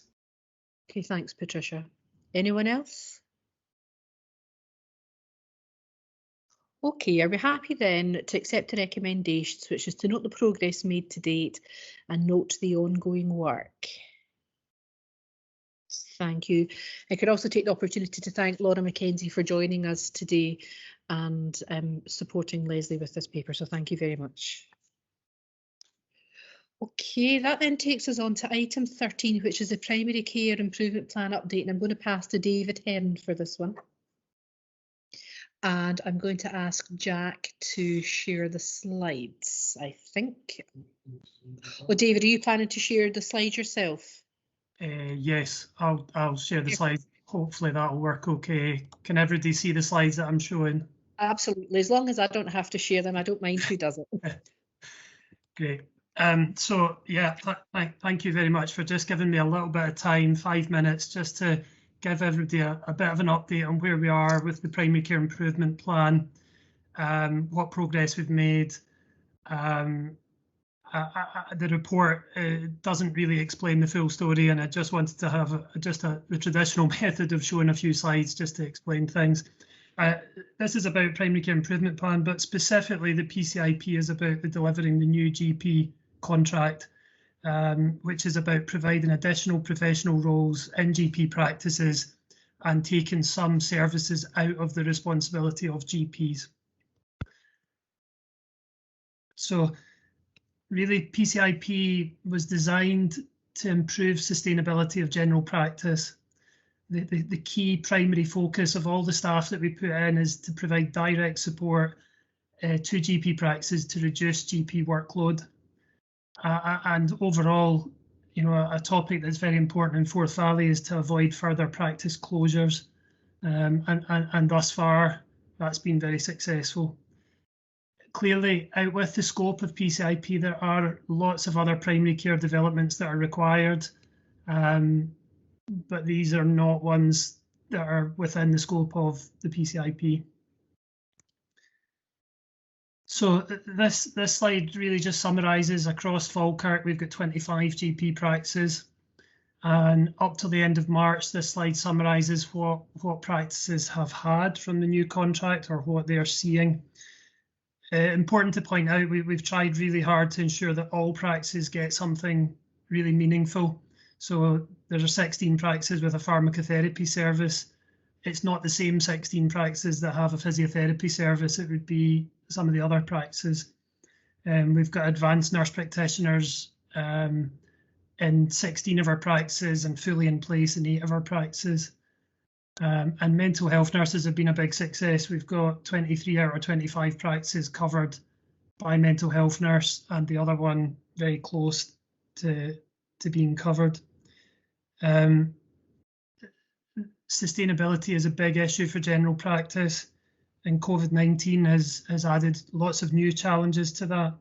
So we have tried really hard with the PCIP to really push on and recruit as fast and as well as we can, recognising that the new GP contract and the PCIP is actually more important than ever given COVID.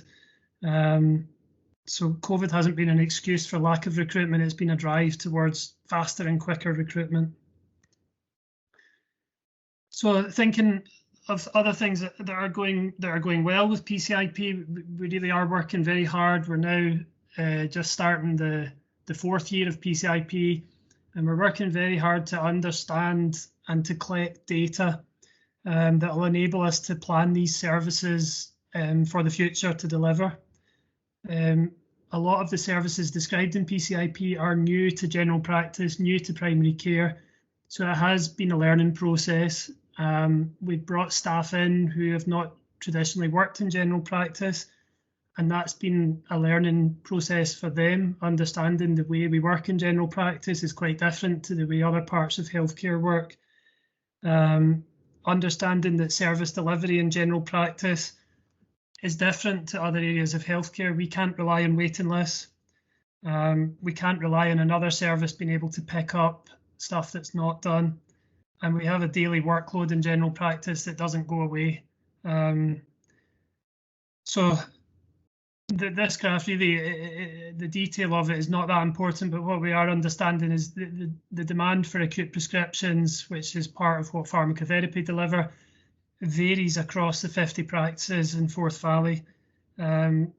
Significant variation in demand day to day and across practices.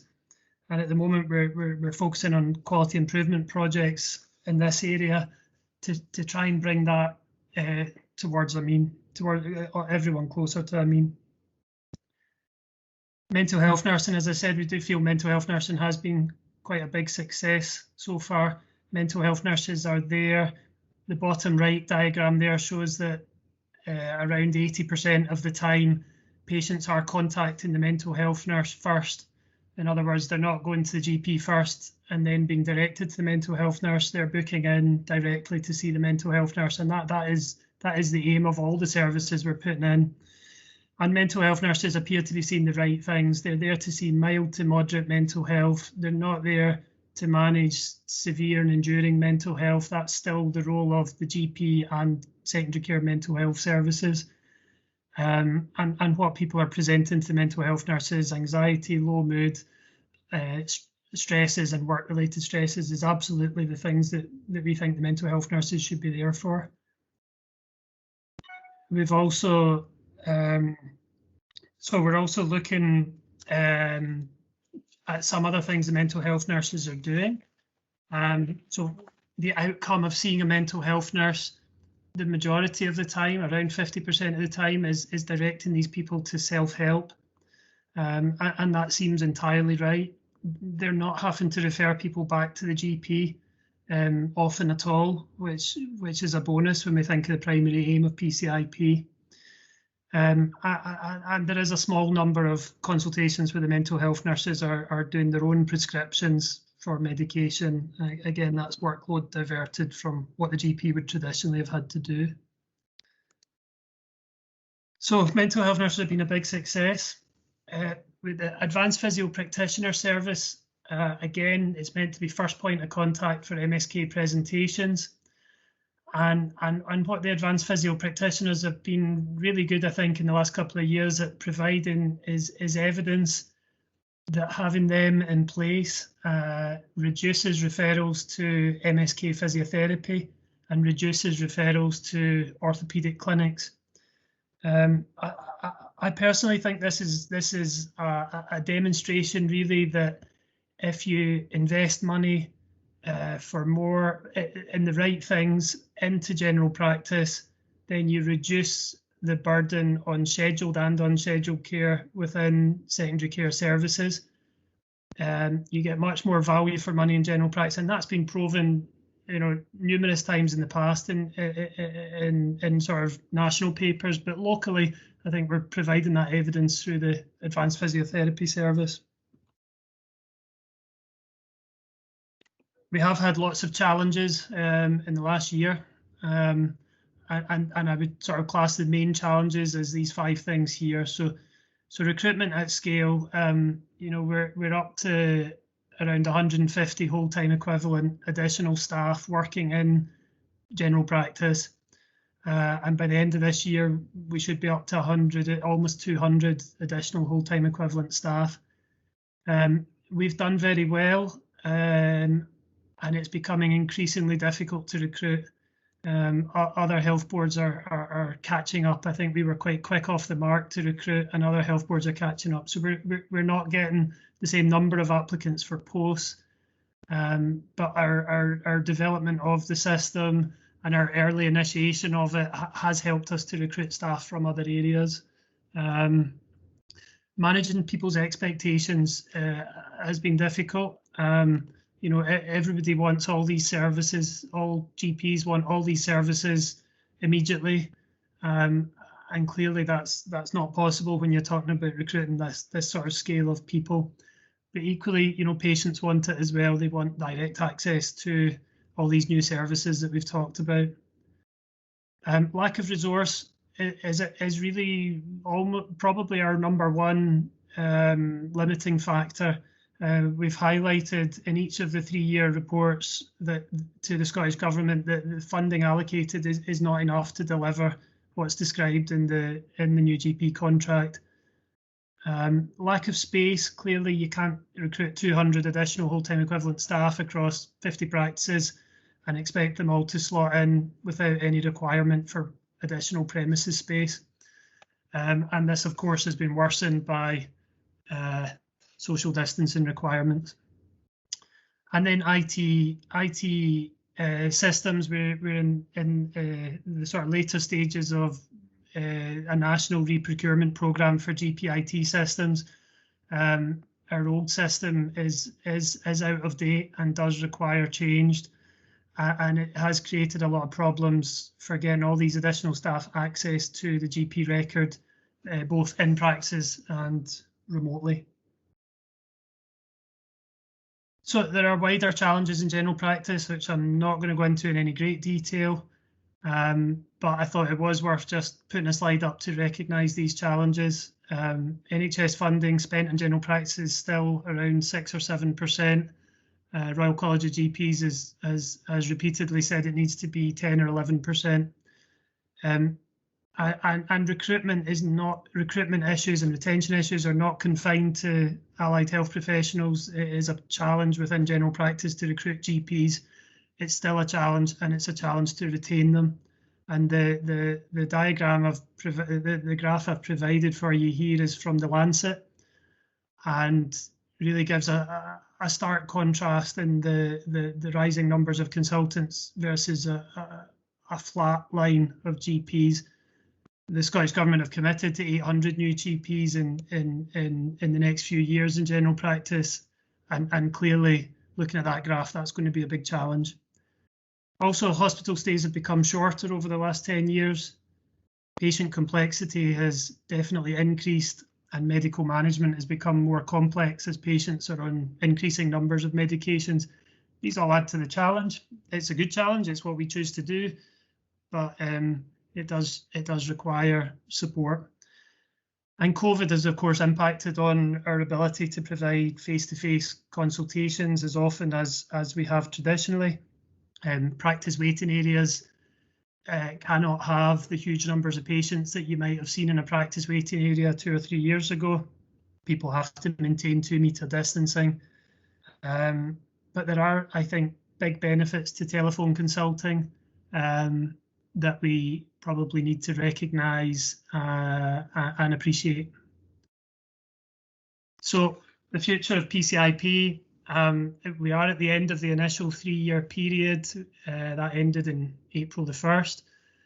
The PCIP hasn't been able to deliver the goals of the PCIP in that 3-year period, as was described in the first Memorandum of Understanding. That is the case across the whole of Scotland.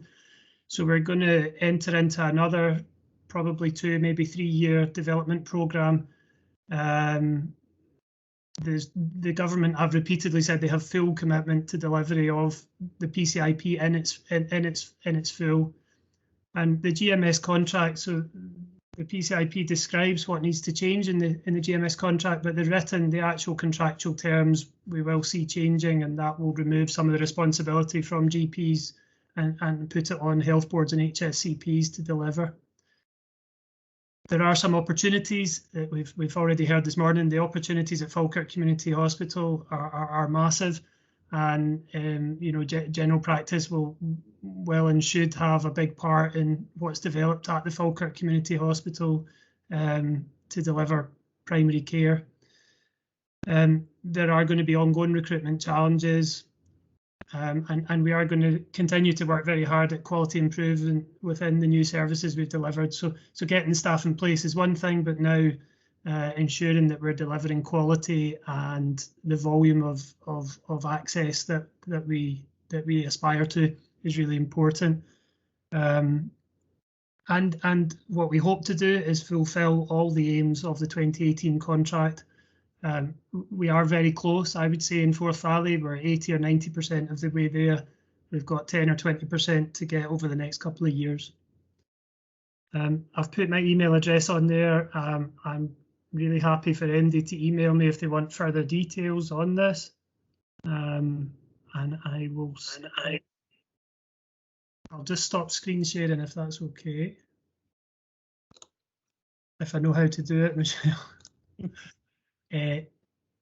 That's you. Is that it? Excellent. Yes.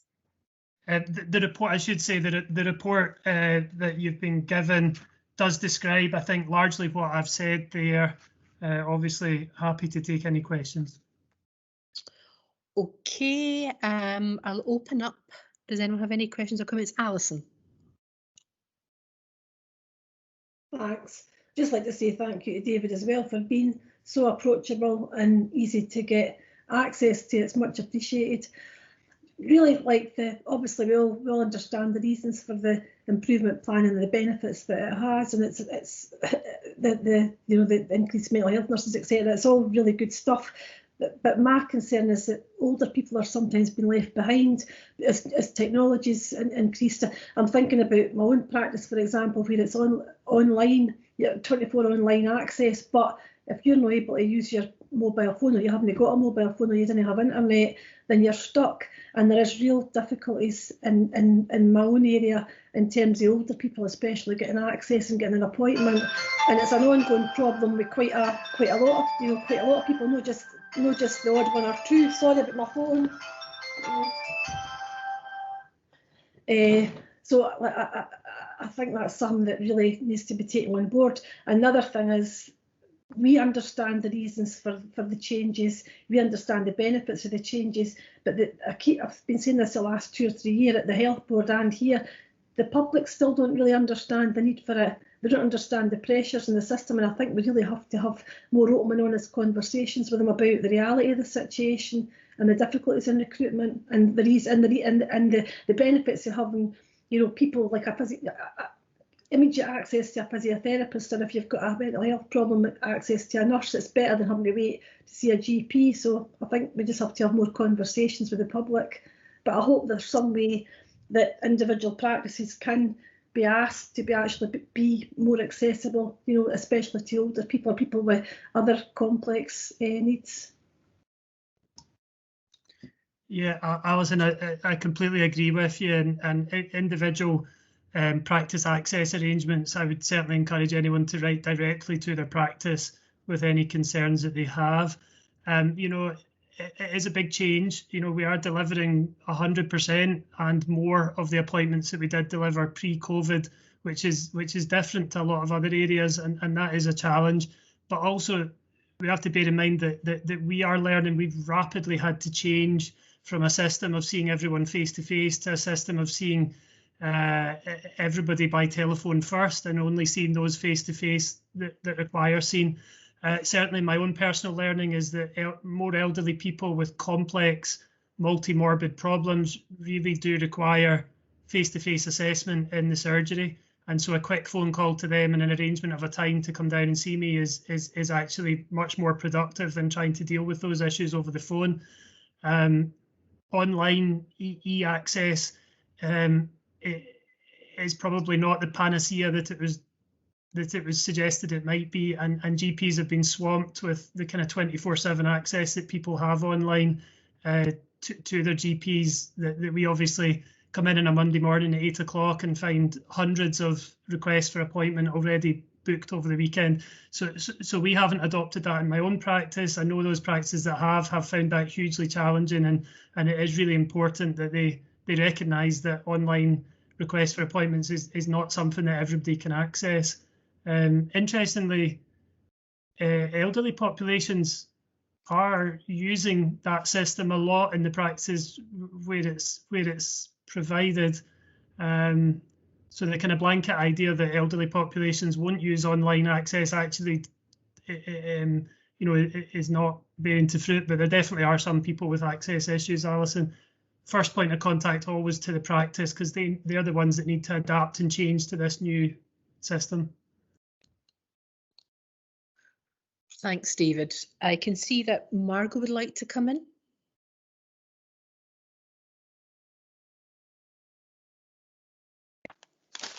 I think Alison has said a great deal of what I wanted to say. I know that the complexities of working in general practice, I was fortunate enough to be a patient representative on our CGP3, and that was before COVID. And I appreciate that COVID has thrown the whole thing. I mean, it was enough to be adapting to the changes from the new contract.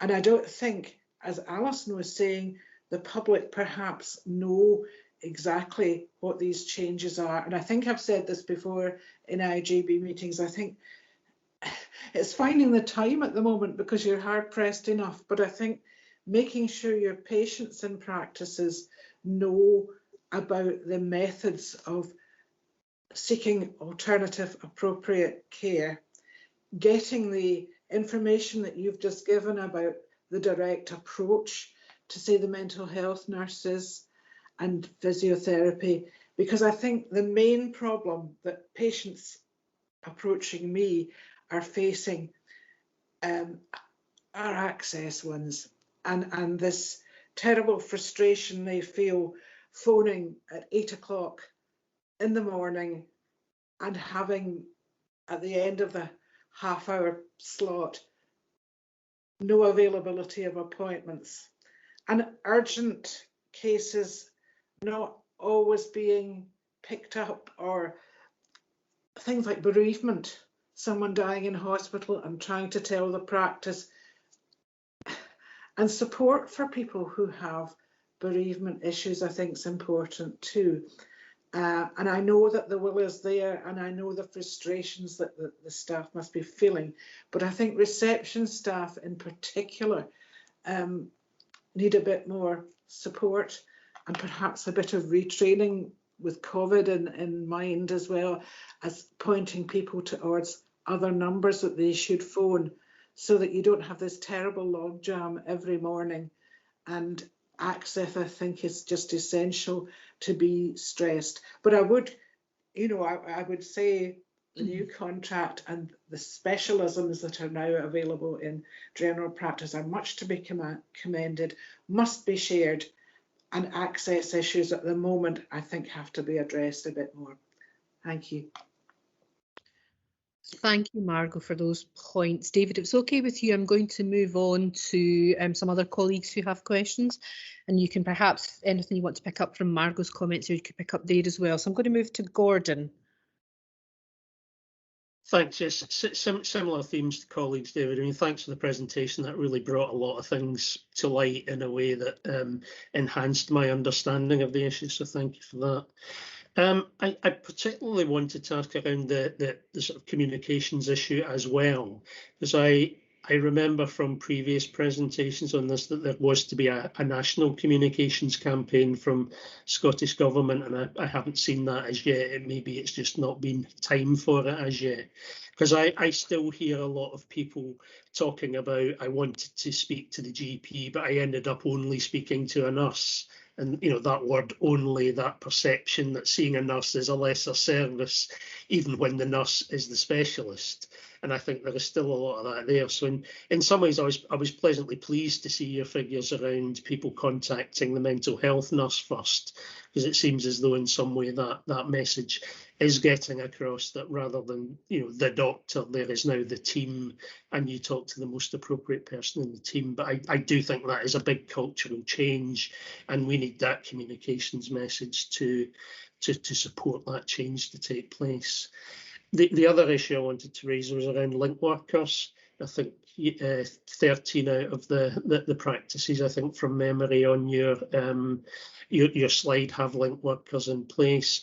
I just wondered what sort of evaluation there has been carried around about those link workers, because I know they work slightly different in different practices.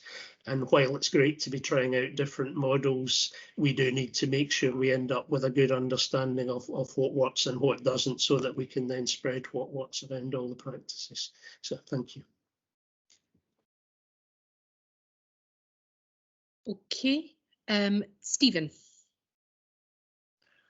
Thanks, Michelle. Yeah, notwithstanding the access issues and some of the wider challenges that David has explained, I think there's lots of good news in there. And the start thing for me is the actual numbers of people who really need to see a GP, that they could be dealt with elsewhere. And just to follow up on Margot's point about, you know, that wider support for people who are in distress, I think there are other services that can eventually be plugged into this. So, for instance, there's a distressed brief intervention service that's currently being looked at across Scotland. I don't think there is currently one in Falkirk.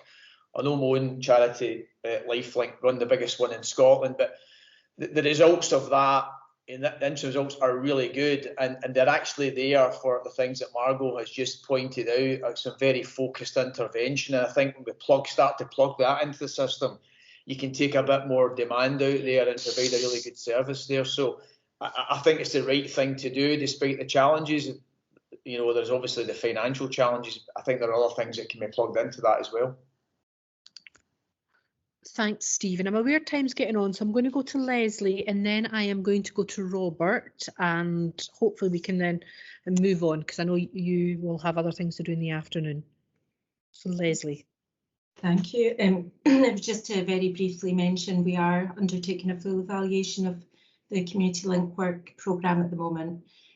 So we're going to be contacting the GP practices involved in the pilot, and also looking at how we can extend or change or amend the programme to suit. The link workers have been really actively involved in terms of the monitoring and evaluation framework that I mentioned earlier on, and they also have a minimum data set that they're required to keep follow. So that is in place, and hopefully we'll be able to provide further information in due course. Thanks, Leslie, that's helpful. Robert? Yeah, just quickly, and it's not probably for the partnership to fix, just that we have recruitment problems in all specialities, GPs, AHPs, etc., etc. Just wondering if, David, if you know if there's any conversations with government who have signed up to this contract to increase training places, etc. Yeah, well, I come back in there, Michelle. Yes, please. Yes, it is. So our reports to the government every 6 months have repeatedly highlighted, and every area has highlighted the same thing, that we need more of everything, essentially, Robert. So GP places have been increased, or medical student training places have been increased. So from a medical point of view, we should be getting more doctors, but of course that will be 10 years down the line. Nursing places additional nursing places were funded, and so they should be increasing, but all these things take such a long time. It's very frustrating. In terms of signposting people, yeah, absolutely, Margot, I totally agree with that. We need to be signposting people to the right services. We mustn't look at PCIP in isolation. You know, we've got fantastic third sector services where people should be directly accessing things. You know, the example of bereavement and grief, you know, out of the services we've got, to be honest, I think I'm the last person that you should see.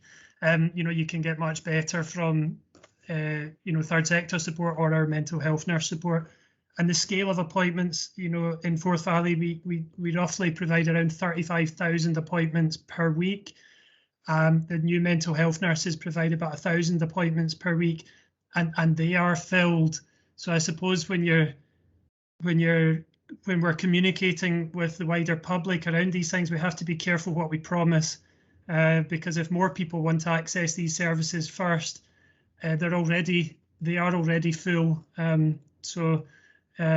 You don't want to overpromise the access that we can provide. Thank you. Thanks, David. Anyone else have anything you want to add before we go to the recommendations? No, fantastic. Okay, so the Integration Board is asked to note the progress of the Primary Care Improvement Plan, to note that there's no substantive change to the actions, cost or deliverables, to note the revised timeline and anticipated revised Memorandum of Understanding, and to note the funding gap between the PCIP and the Scottish Government allocation and the Scottish Government allocation remains. Yeah. Brilliant. Thank you very much. That then takes us on to item 14, which is the home support and supported living contract. And I believe we've got William McQuillan joining us today to present this. Do we have William with us? Yes, I'm here. Good morning. Good morning, everyone. For those who don't know me, my name's William McQuillan. I'm Falkirk Council's Procurement and Commissioning Manager. And I must apologise, I think the report maybe have me down as a Procurement and Performance Manager. I've had lots of titles over the years and that was a previous one, but I'm the Procurement and Commissioning Manager. The report this morning, the purpose is to provide the Integration Joint Board with an update on proposed contract principles and a timeline to support the delivery of a new £30 million per year support at home contract, which will require to commence from April 2022. The current contract, which was a 4-year contract, ends in March 2022. The recommendations are that the Integration Joint Board note the contract principles as outlined in paragraph 3, note some of the proposed changes to the contract to be consulted upon as outlined in paragraph 4, note the contract timetable and associated partner consultations, and note that a further report will be submitted and presented to the Integration Joint Board in September, and that report will be prior to any contract strategy being finalised. The current support at home contract, which is now 3 years old, is structured around 7 individual lots, and for the board's information, the lot structure, the specialisms and the details of our contracted suppliers are outlined in Appendix 1 of the report. Adopting the lotting structure, the 7 lots, was important, and it was designed based on feedback, and it was seen as creating a strong, flexible and responsive agreement with suppliers. An example of the strength of the contract and a measure of the positive relationships that I feel have been developed with providers over the term of the current contract can be seen if we look at Lot 1, which is home care. Over the past 3 years, providers have delivered year-on-year increases in the hours of home care support provided across the 3 localities. The increases are shown in Table 1 of the report. So in the first year of the contract, in terms of home support, just over 10,000 hours a week delivered in terms of support. At the end of year 3, that was up to 11,750.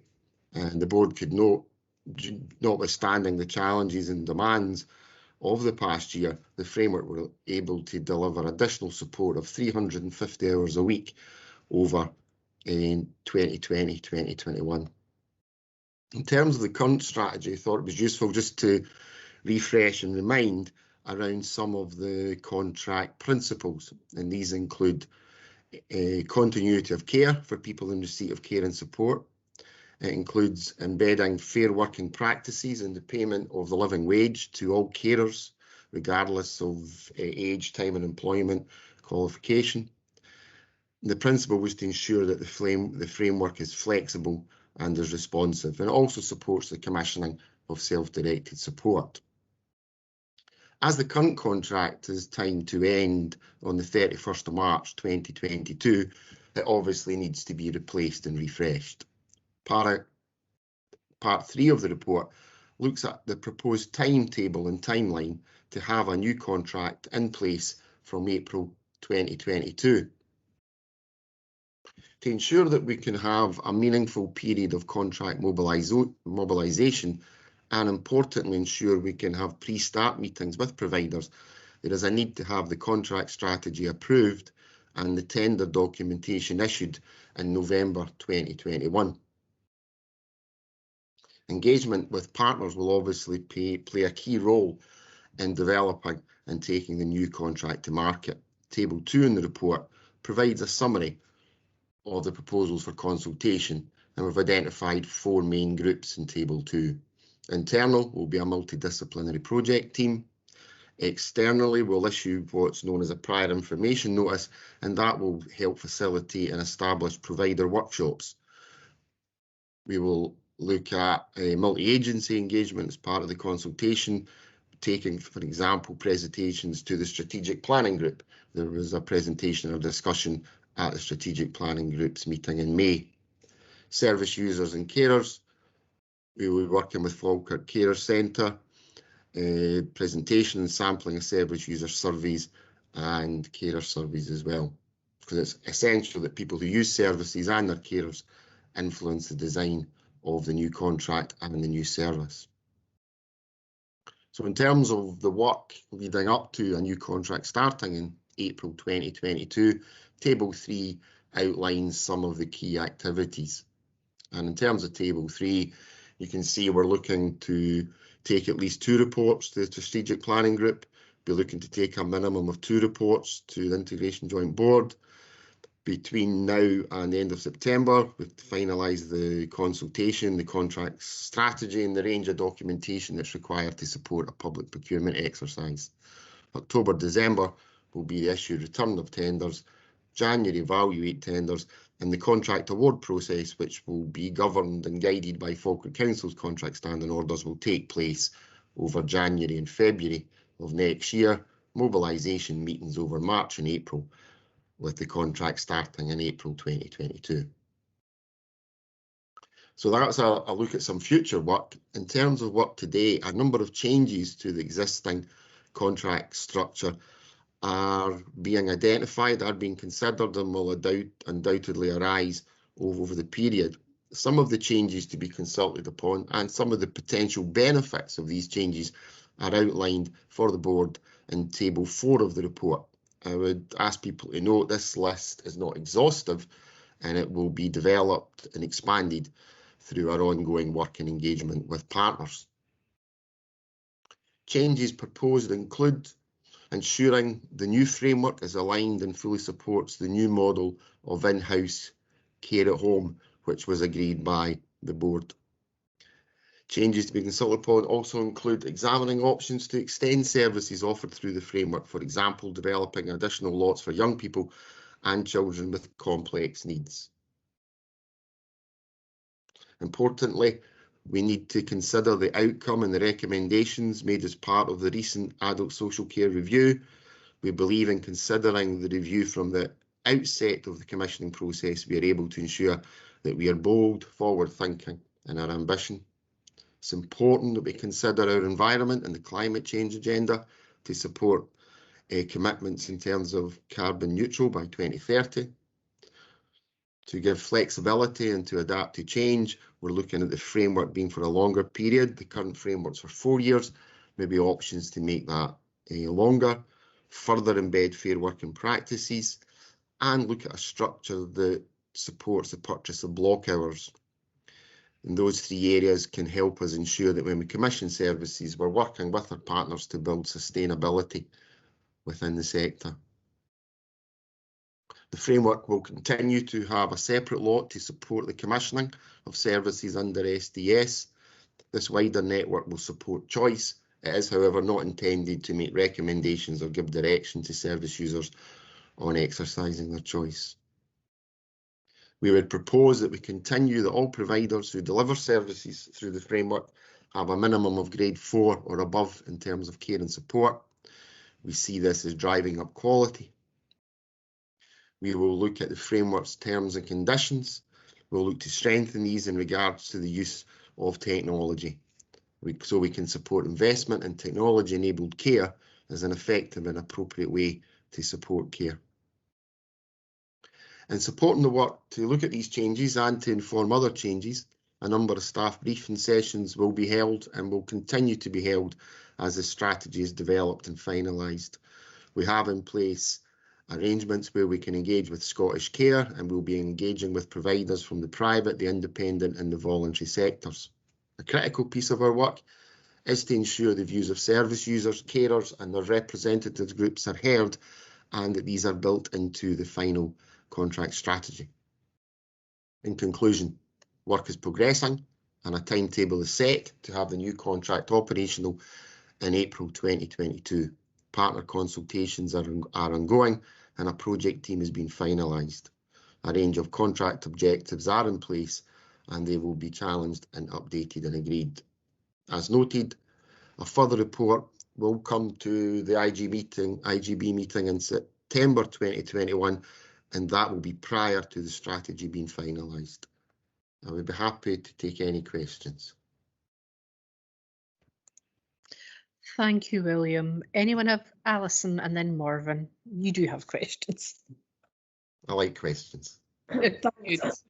Yeah, but in the previous procurement exercises, I think people kept their care team. It was for new packages of care, so there was continuity of service, so people didn't suddenly lose the regular carers. I was just to ask. Obviously, we've got big problems in recruitment and retention, and more so in organisations that look after people with more complex needs or challenging behaviour.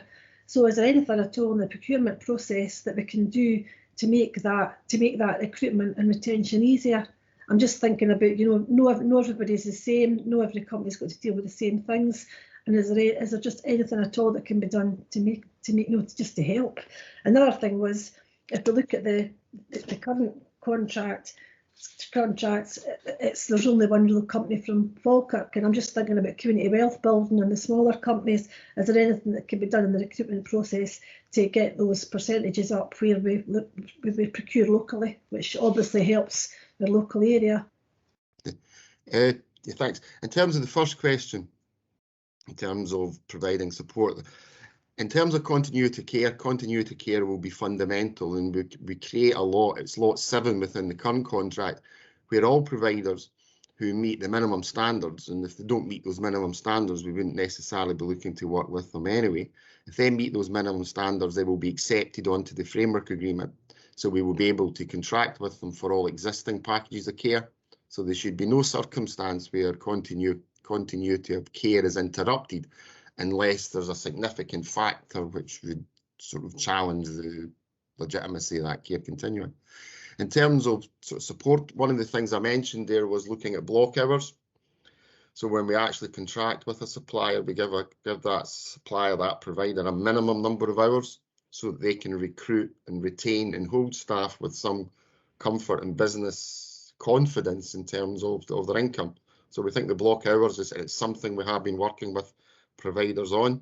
So we recognise that if a provider is looking to recruit, they need to have comfort that when they recruit and incur those costs, there's going to be opportunities for them to have access to contracts. In terms of local suppliers, Falkirk Council, if we have a look at our engagement with local suppliers and our engagement with the third sector organisations, we've been on our 4th year in a row of increasing spend. So we've got year-on-year increases in spend and engagement with local suppliers and with the third sector providers. And a key cornerstone of that is the commissioning of social care. The percentage of spend and engagement we have with locally based suppliers is considerable. And I could draw out the percentages and the figures for the board if that was useful. But that again is showing year-on-year increases. Thanks, William. Okay, we have Morven. Thank you very much, William. Yes, very interesting report. Very good to read it, and especially the emphasis on involving service users and carers in any of the discussions. I'm not sure whether you can answer my question, but I wondered what the situation is at the moment with the Transitions Trials project. How will this fit in with your commissioning? I must admit, in terms of the transition trials, not something I'm sort of personally aware of, but it's something I can certainly speak to colleagues and ensure that it's reflected and it's considered as part of the programme. Is there something in particular around that programme? Well, I think my question is quite broad, which was why I said I wasn't sure whether you could answer the question. It was interesting to have the information at the last IJB meeting about the transition trials. I'm very keen to ensure that service users and carers are going to be involved in the development of this, particularly so when it's a trial, so that before it opens up to other areas, that there has been a lot of involvement, but that, as I say, is actually not specifically your area. So I accept you probably can't answer it. Well, I can't, but I've taken a note and I will learn about it. Thank you very much, William.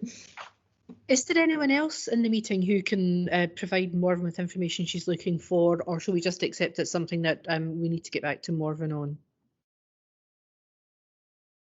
Thank you, Michelle. I appreciate that. Thank you. Looks like someone's getting back to you. Okay. Unless there is anyone else who has anything to say, I think let's just move to the recommendations. So the board is asked to note the contract principles as outlined in paragraph 3, note some of the proposed changes to the contract to be consulted upon as outlined in paragraph 4, note the contract timetable and associated stakeholder consultations, and note that a further report will be submitted to the IJB on the 3rd of September prior to the contract strategy being finalised. So are we happy to accept those recommendations? Brilliant. Thank you very much for your time, William, and I look forward to seeing your updated report at the September meeting. Okay. Thank you very much. Thank you. Thank you. Okay, that then takes us on to item 15, which I believe is Leslie, which is communication, participation and engagement and volunteer expenses. Thank you very much, Chair. So the purpose of this report is to present 2 strategies and a policy. I think that the 3 documents really underpin the philosophy of the IJB in terms of putting service users and carers at the heart of everything that we do. And so I actually feel quite privileged to be presenting these documents to the IJB this morning. So Appendix 1 is the proposed participation engagement strategy. This has been revised, the initial strategy was developed in 2016. And this strategy then builds on that, not only to reinstate our intention about how we work with people, but also to showcase some of the progress so far. Appendix 2 provides the proposed communications strategy, which again sets out a number of priorities and how we intend to develop our communications over the next 3 years. The 3 priorities are the partnership should be a champion for Falkirk health and social care sector. The partnership should build an understanding of its services and how to access them. And by establishing effective communications across the integrated workforce, the partnership will reach all internal stakeholders. Finally, Appendix 3, which I think again is a really positive development, is a proposed volunteer expenses policy. This policy is applicable to both unpaid carers and also service user representatives who may want to participate in IJB, strategic planning group or other forums and business meetings relating to IJB, to the Health and Social Care Partnership. So representatives will now be able to claim for travel and subsistence expenses as well as replacement care costs. And we've also put in place processes to make sure that people that will be able to, representatives will be able to go through an assessment process and then be supported to make sure that the appropriate replacement care can be identified if that's a requirement. So I think, as I say, this is really quite an exciting opportunity in terms of presenting these documents, and I would be happy to take any questions at all. Thank you, Leslie. The way I think we should do this is let's start with Appendix 1, so we've not got different questions coming from different papers at the same time. So let's start. Does anyone have anything they want to ask or comment on in terms of participation and engagement? Fiona.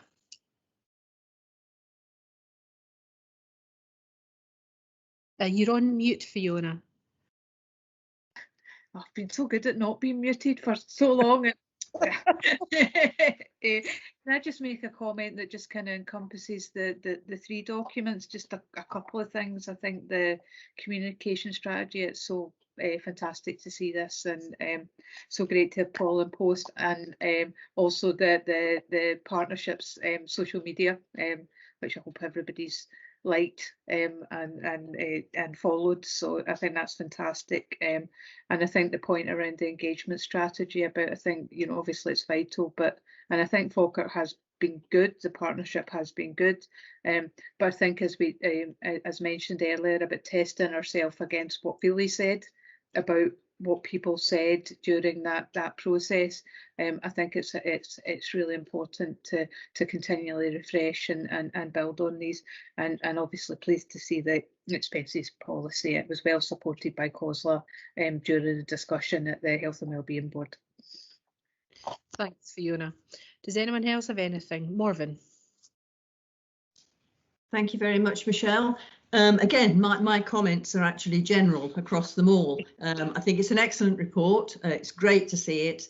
Obviously, from the point of view of the carer representative, I very much welcome the emphasis there on involving service users and carers in discussions and ensuring that they're going to be adequately compensated for it, particularly in the case of carers where they might need alternative care, and it could deter people from coming forward and helping if that they don't know that that's going to be the case. So it's great to see it in black and white and to know that that will be the case. I very much welcome it. Thank you. Thanks, Morven. Okay, does anyone else have anything? No. Okay. If not, then I would ask the board to agree to the three recommendations. Fantastic. There you go, Leslie. Well done. Okay, that then takes us on to item 16, which is the review of the integration scheme, and I believe Colin will present on that one.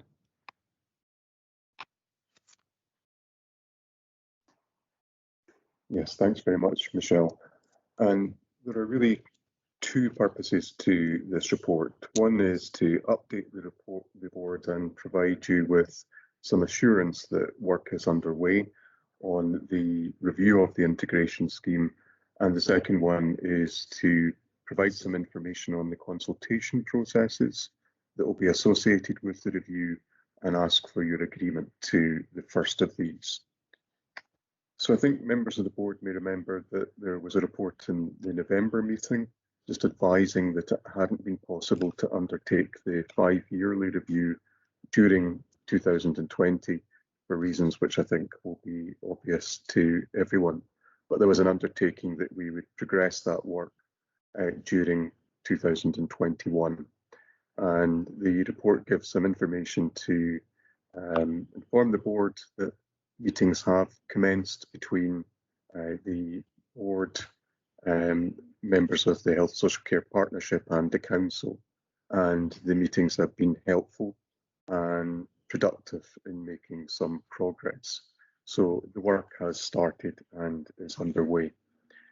On the issue of the consultation process, as the report indicates, there's a 2-stage consultation, which I know sounds perhaps a bit complex for a piece of work of this size, but it's something that is required within the Act. And the first stage of that is essentially, I think, to give ourselves a bit of a sense check that the areas that we have provisionally identified as those needing change do in fact need some change, and also if we're missing something that other people can identify for us. So it will be a very short 2-question consultation asking, are people in agreement with areas we've identified, and are there other areas which we've perhaps not addressed, which people think we should do. And the aim is to use established groups, particularly the strategic planning group, as the principal bodies to be consulted with. So it won't, I think, be an extensive consultation process, but nevertheless, I think a useful and important one. So the recommendations at paragraph 2 are noting the contents of the report, and that's in particular in relation to the work that's underway, and the second is to agree the first stage consultation. Thank you.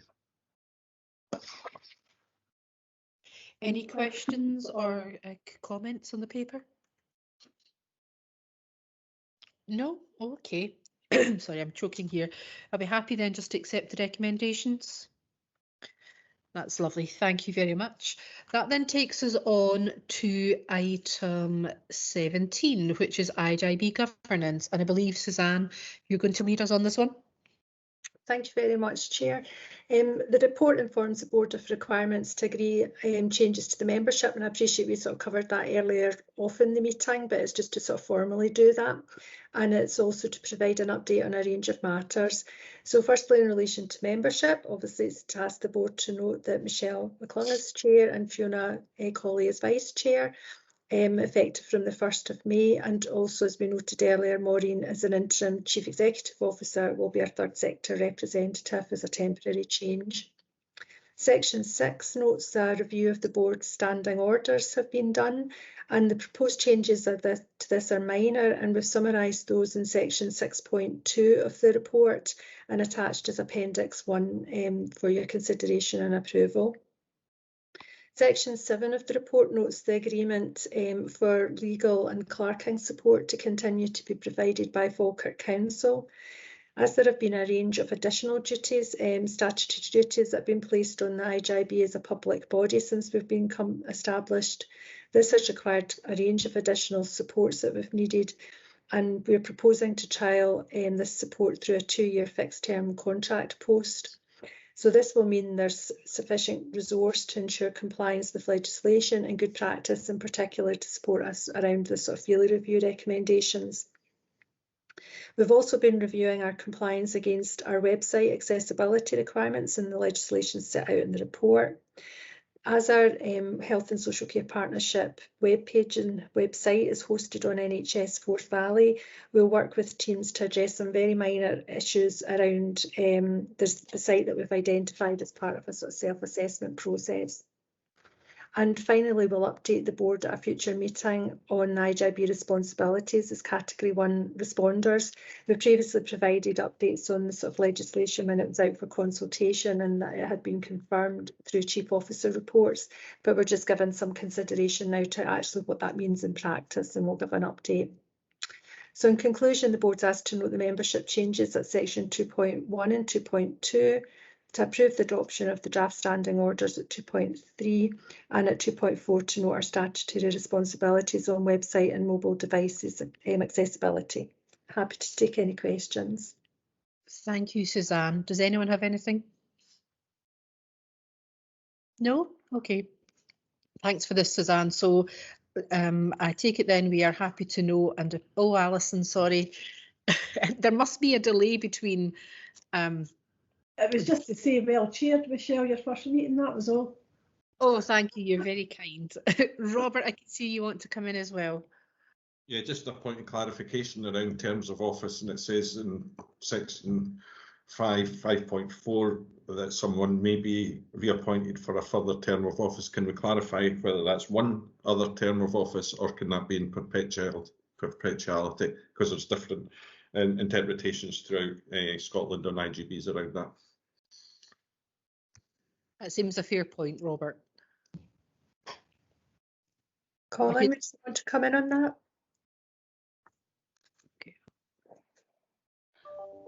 Yes, my view on that is that there isn't a limit on the number of terms of office, but I will check that and confirm and come back to people if the position is different otherwise. But I think assume the answer is there isn't a limit. Okay, thank you very much. Okay, so we're happy then to note, oh, I've done that actually. See, Alison, you've jinxed me. So thank you, everyone. That brings us to the end of the meeting. Thanks for your time today. I hope you all have a lovely weekend, and we will see you on the 3rd of September at the next meeting, if not before.